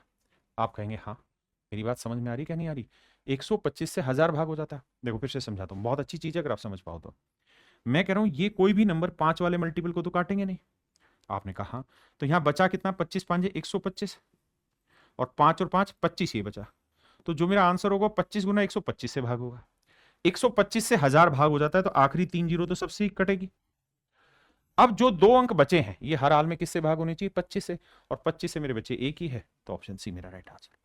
ये मैं समझाना चाह रहा हूं, आप में से एक बार ईमानदारी से बताना कितने बच्चे मेरे पॉइंट को समझ पाए। दूसरी चीज ये कि आप घबराना भी नहीं कि 4 चौक 16 से भी काटोगे, 24 से भी कटेगा, कट के आपका आंसर आ जाएगा, ये आप डिजिटल सम लगाओगे। लेकिन ये डाटा ऐसा है कि 5 वाला तुरंत पहचाना जा सकता है। ये मेरे बच्चे ट्रिग्नोमेट्री का क्वेश्चन है, बहुत ही आसान सवाल है। आपको ये पता है यहाँ स्क्वायर चढ़ा हुआ है, तो ये हर हाल में रेशनल नंबर देगा, ये मेरे बच्चे रेशनल नंबर है ही, और यहां अगर इरेशनल आ गया तो कभी भी जीरो बनेगा नहीं, यानी यहां मुझे हर हाल में परिमेय संख्या चाहिए। अरे हाँ है ना, क्या चाहिए, परिमेय संख्या चाहिए, मतलब यहां साइन थीटा की जो भी वैल्यू रखूंगा वो ऐसी होनी चाहिए जिसमें रूट ना बने। तो मेरे बच्चे 15 डिग्री के मारो गोली, 30 डिग्री सही है, 60 के मारो गोली 45 के, क्योंकि 45 में रूट बनता है, 60 में रूट बनता है, 15 डिग्री में, केवल 30 डिग्री में रूट नहीं बनता, तो ऑप्शन बी मेरा आंख बंद करके आंसर सही। आइए मेरे बच्चे डीआई में जबरदस्त जबरदस्त सवाल करके, सवाल ने ये कहा कि भाई the given table shows the expenditure in crore of 3 company A B and C, A B और सी कंपनी के जो एक्सपेंडिचर है करोड़ रुपए में लिखे हुए हैं, A B and C, and the percentage profit of these companies in different year given that, और कह रहा है हर एक कंपनी का अलग अलग साल में कितना प्रॉफिट हुआ वो बता रखा है। कह रहा है कि भाई इनकम जो है ना वो ऐसे कैलकुलेट होगी कि एक्सपेंडिचर प्लस एक्सपेंडिचर पे प्रॉफिट परसेंट, यानी सच मायने में अगर एक्चुअल प्रॉफिट की बात की जाए तो एक्चुअल प्रॉफिट क्या होगा, एक्सपेंडिचर पे जो प्रॉफिट कैलकुलेट होगा वो। प्रॉफिट एंड लॉस में जो एक्सपेंडिचर है उसे हम कोस्ट प्राइस के नाम से जानते थे, तो कोस्ट प्राइस पे ही प्रॉफिट निकलना है, और कोस्ट प्राइस प्लस प्रॉफिट जोड़ देंगे तो आएगा हमारा सेलिंग प्राइस, जिसे हम इनकम कहते हैं। तो अगर आपको प्रॉफिट कैलकुलेट करना है तो खुद ही लिख के दिया कि भाई एक्सपेंडिचर पे कैलकुलेट होना है। अब मेरे बच्चे इसी को मैंने छोटा बना के यहाँ लिखा हुआ है, ध्यान से देखिए क्या करें। तो सवाल में मुझसे एक चीज कह रहा है, क्या यहाँ पे सवाल में कहा कि what is the difference in crore between the profit of company A and company be in the year 2005। कहता भाई 2005 में कंपनी ए के प्रॉफिट और कंपनी बी के प्रॉफिट में कितना अंतर है। तो मेरे बच्चे कंपनी ए का 2005 में 40 करोड़ प्रॉफिट खर्चा था, उस पर 60% प्रॉफिट है, तो देसी भाषा में बोले तो 40 का 60% प्रॉफिट हुआ। आपने कहा जी हाँ बिल्कुल सही है। और कंपनी बी का 2005 में 35 करोड़ एक्सपेंडिचर था, 48% प्रॉफिट था, तो 35 का 48% प्रॉफिट है। इसका मतलब ये हुआ मेरे बच्चे कि यहां कंपनी बी का इतना प्रॉफिट हुआ और कंपनी ए का 2005 में इतना प्रॉफिट है। मुझसे पूछ रहा है दोनों का अंतर बताओ, या तो मैं डिटेल कैलकुलेशन करूं और भाई अंतर निकालूं, या मैंने हमेशा ऐसी चीजों में कहा है कि आप मल्टीपल ढूंढने की कोशिश करिए, परसेंटेज से परसेंटेज उड़ा भाई बिल्कुल। अब 12 चौक 48, 12 5 60 आया, 5 से काटेंगे 5 7 35 आया, 4 से काटेंगे 10 आया। इसका मतलब अगर इसका प्रॉफिट 10 है तो इसका प्रॉफिट 7 है, यानी इसका प्रॉफिट 7 का मल्टीपल होगा तो इसका प्रॉफिट 10 का मल्टीपल होगा, तो इनके बीच का जो डिफरेंस आएगा वो हर हाल में 3 का मल्टीपल होगा।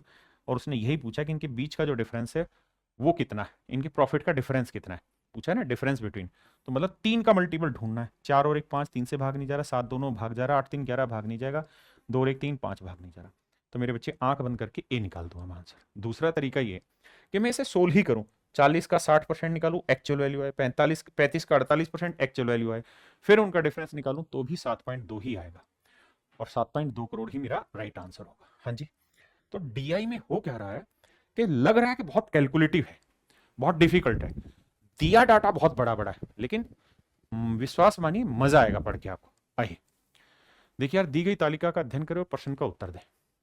For which year is the daily consumption equal to that of another year. कहता है कौन से 2 सालों में जो कंजप्शन है वो बराबर है।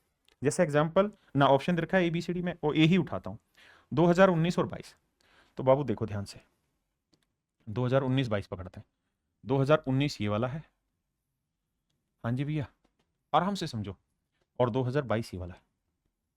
कह रहा है जी किन 2 सालों में जो कंजप्शन है वो इक्वल है।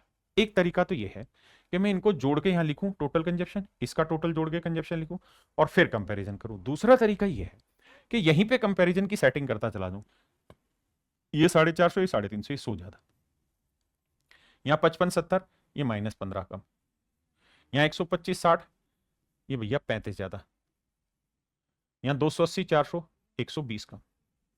अब देखते हैं क्या ये डिफरेंस जीरो हो रहा है।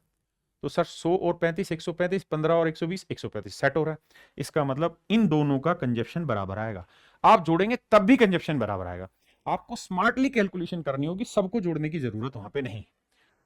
अगले में करते, अगर ये नहीं होता तो फिर 19-23 में जोड़ते, 21-23 में जोड़ते, और जिस सीक्वेंस में ऑप्शन है उसी सीक्वेंस में जो पेपर में एग्जैक्ट वही सवाल आपके रखे हुए 24 सितंबर मॉर्निंग शिफ्ट का पेपर है। नहीं तरीका बताया तो भैया फिर जोड़ो सबको और फिर कंपेयर करो। एक तरीका जोड़ते तो यूनिट डिजिट का भी पकड़ा जा सकता है, क्योंकि सभी में 0 है और कुछ एक में यूनिट डिजिट 5 आ रहा है, 2 में।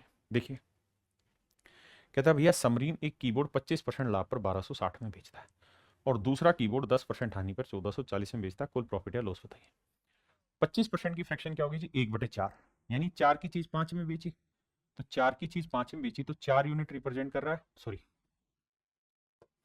माफ करिएगा, समझ ही गए। 25% प्रॉफिट बेचना मतलब 4 की चीज 5 में बेची, तो 5 यूनिट कितना, तो 1 यूनिट कितना है, 5 दूनी 10, बिल्कुल ठीक है, 5 5 25, 5 दूनी 10, तो 1 यूनिट आई 252।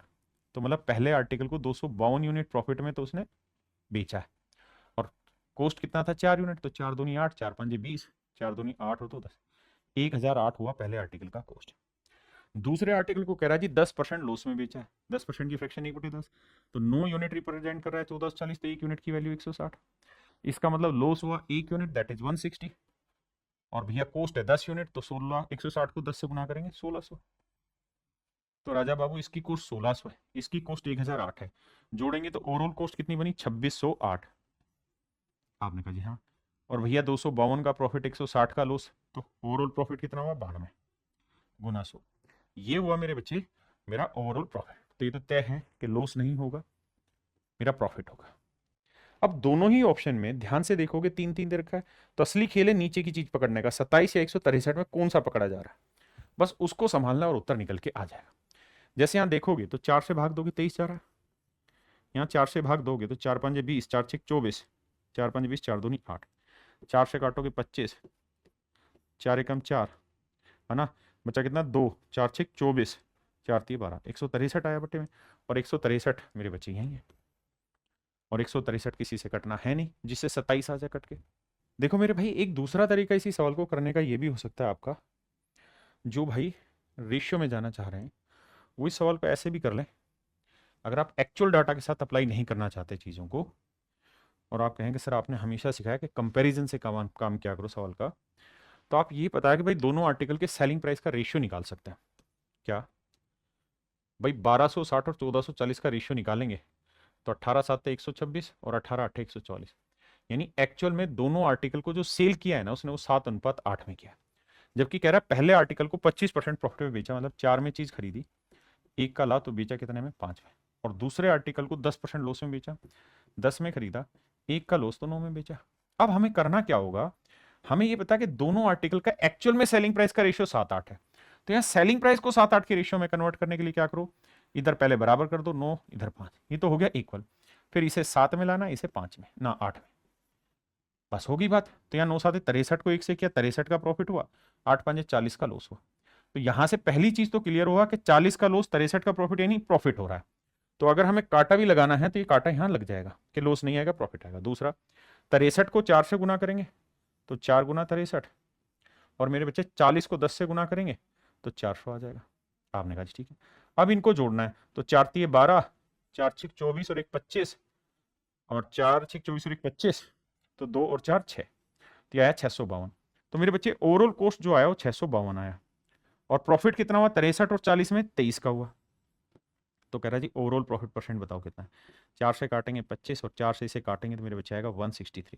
तुरंत समझ में आ गया 163 एक ही ऑप्शन में था, तो ऑप्शन डी मेरा राइट आंसर। यानी अब इस तरीके से भी कर सकते हो, जो डाटा एक्चुअल दिया हुआ है डायरेक्ट उसको भी लेके कर सकते हैं। देखो मेरे प्यारे बच्चों, ये 11 सितंबर मॉर्निंग शिफ्ट का क्वेश्चन है। पता नहीं ऑप्शन में ऐसी क्या मिस्टेक है कि ए स्क्वायर प्लस बी स्क्वायर पूछ रहा है और दे भी ऑप्शन में ए स्क्वायर प्लस बी स्क्वायर रहा है। तो सवाल में थोड़ा सा शक हो रहा है कि ऑप्शन में मिस्टेक है, बाकी राम जाने। देखो यार, जब ऐसी सिचुएशन आ जाए ना कि हमारे सामने कॉन्ट्राडिक्शन हो रहा है कि यार ये वैल्यू ऑप्शन में दे रखी है, तो आप अपनी तरफ से जो उचित लगे वो अप्लाई करके आ जाइए सवाल में। जैसे अगर मैं अप्लाई करूं 45 डिग्री, तो 45 डिग्री अप्लाई करेंगे तो मेरे बच्चे साइन 45 कोस 45 कट जाएगा, तो ए इक्वल टू बी आ गया। हाँ है ना। यहाँ रखेंगे ए स्क्वायर प्लस बी स्क्वायर की वैल्यू लाएंगे तो वो आएगी 1। लेकिन ए स्क्वायर प्लस बी स्क्वायर खुद भी दे रखा है तो नेचुरल हर बार कॉन्ट्राडिक्ट होगा। तो इसका मतलब इस सवाल के ऑप्शन में कहीं ना कहीं कोई मिस्टेक है, और यहाँ ए स्क्वायर प्लस बी स्क्वायर नहीं होना चाहिए था, कुछ और होना चाहिए था। क्योंकि जो पूछा है वही दे दिया तो फिर प्रूफ क्या होगा इसमें, है ना। चलिए भाई, देखिए मेरे बच्चे, रेस का क्वेश्चन है, बहुत प्यारा सवाल है। सवाल में कह रहा है अतुल ने विशु को 900 मीटर की दौड़ में 20 सेकंड की बढ़त दिलाई और इसे 135 मीटर से हरा दिया। कह रहा है अतुल 900 मीटर की रेस में 20 सेकंड की उसको बढ़त भी दे रहा है, फिर भी 135 सेकंड से हरा दे रहा है। तो 900 में से 135 घटाएंगे तो बचा 765।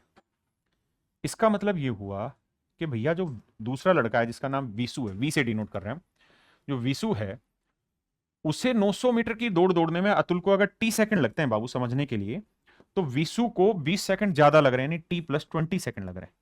इतनी ही दूरी को दौड़ने के लिए टी प्लस 20 सेकंड लग रहे हैं, क्योंकि कम डिस्टेंस भी दौड़ रहा है और फिर भी हार रहा है। जबकि सेकंड केस में कहता है उसी दौड़ में अगर अतुल 189 मीटर का स्टार्ट दे दे विशु को, तो 900 में से 189 पहले आगे खड़ा कर दिया, तो बचा कितना जी 711 मीटर। कह रहा जी अगर 711 मीटर भगाने को बोले तो भी जो विशु है वो 8 सेकंड से हार जाता है, यानी अतुल उसे 8 सेकंड से हरा देता है रेस में। तो इसका मतलब अतुल को 900 मीटर दौड़ने में जितना समय लगेगा विशु को उससे 8 सेकंड ज्यादा लगेगा। बस यही इस सवाल को समझने का मूल मंत्र है। अगर आप इतनी बात को माइंड में मेकअप कर गए तो बात बन गई।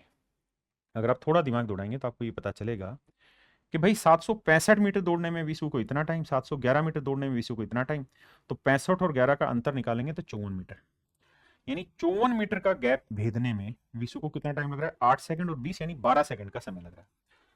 तो मेरे बच्चे काटेंगे तो 6 नीम 54 6 दूनी 12, यानी मैं ये कह सकता हूं कि विशु की स्पीड है 9/2 मीटर पर सेकंड।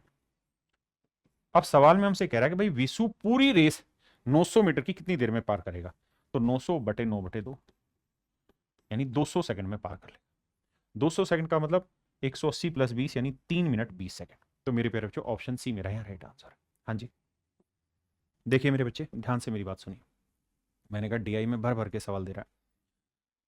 हमारा इससे पूरी वीडियो सेशन को देखने में एक बड़ा फायदा आप लोगों को मिलेगा, और वो ये कि हम सारे अच्छे अच्छे क्वेश्चन डिस्कस कर जाएंगे और डीआई की प्रैक्टिस जीवन में दोबारा करने की जरूरत नहीं होगी, क्योंकि इतने बेहतरीन डीआई आपको दोबारा मिलना ही नहीं है। आई और सारे डीआई में करा रहा हूं जो अच्छे अच्छे। कह रहा था following pie chart shows the distribution of percentage student various courses in the university. 7000 total बच्चे हैं यहाँ जिनको दिखाई नहीं दे रहा, तो बीबीए में 13%, बीएससी मैथ में 20, 10 chemistry, BSc computer science, BCom में 20%। ये डाटा दे रखा है।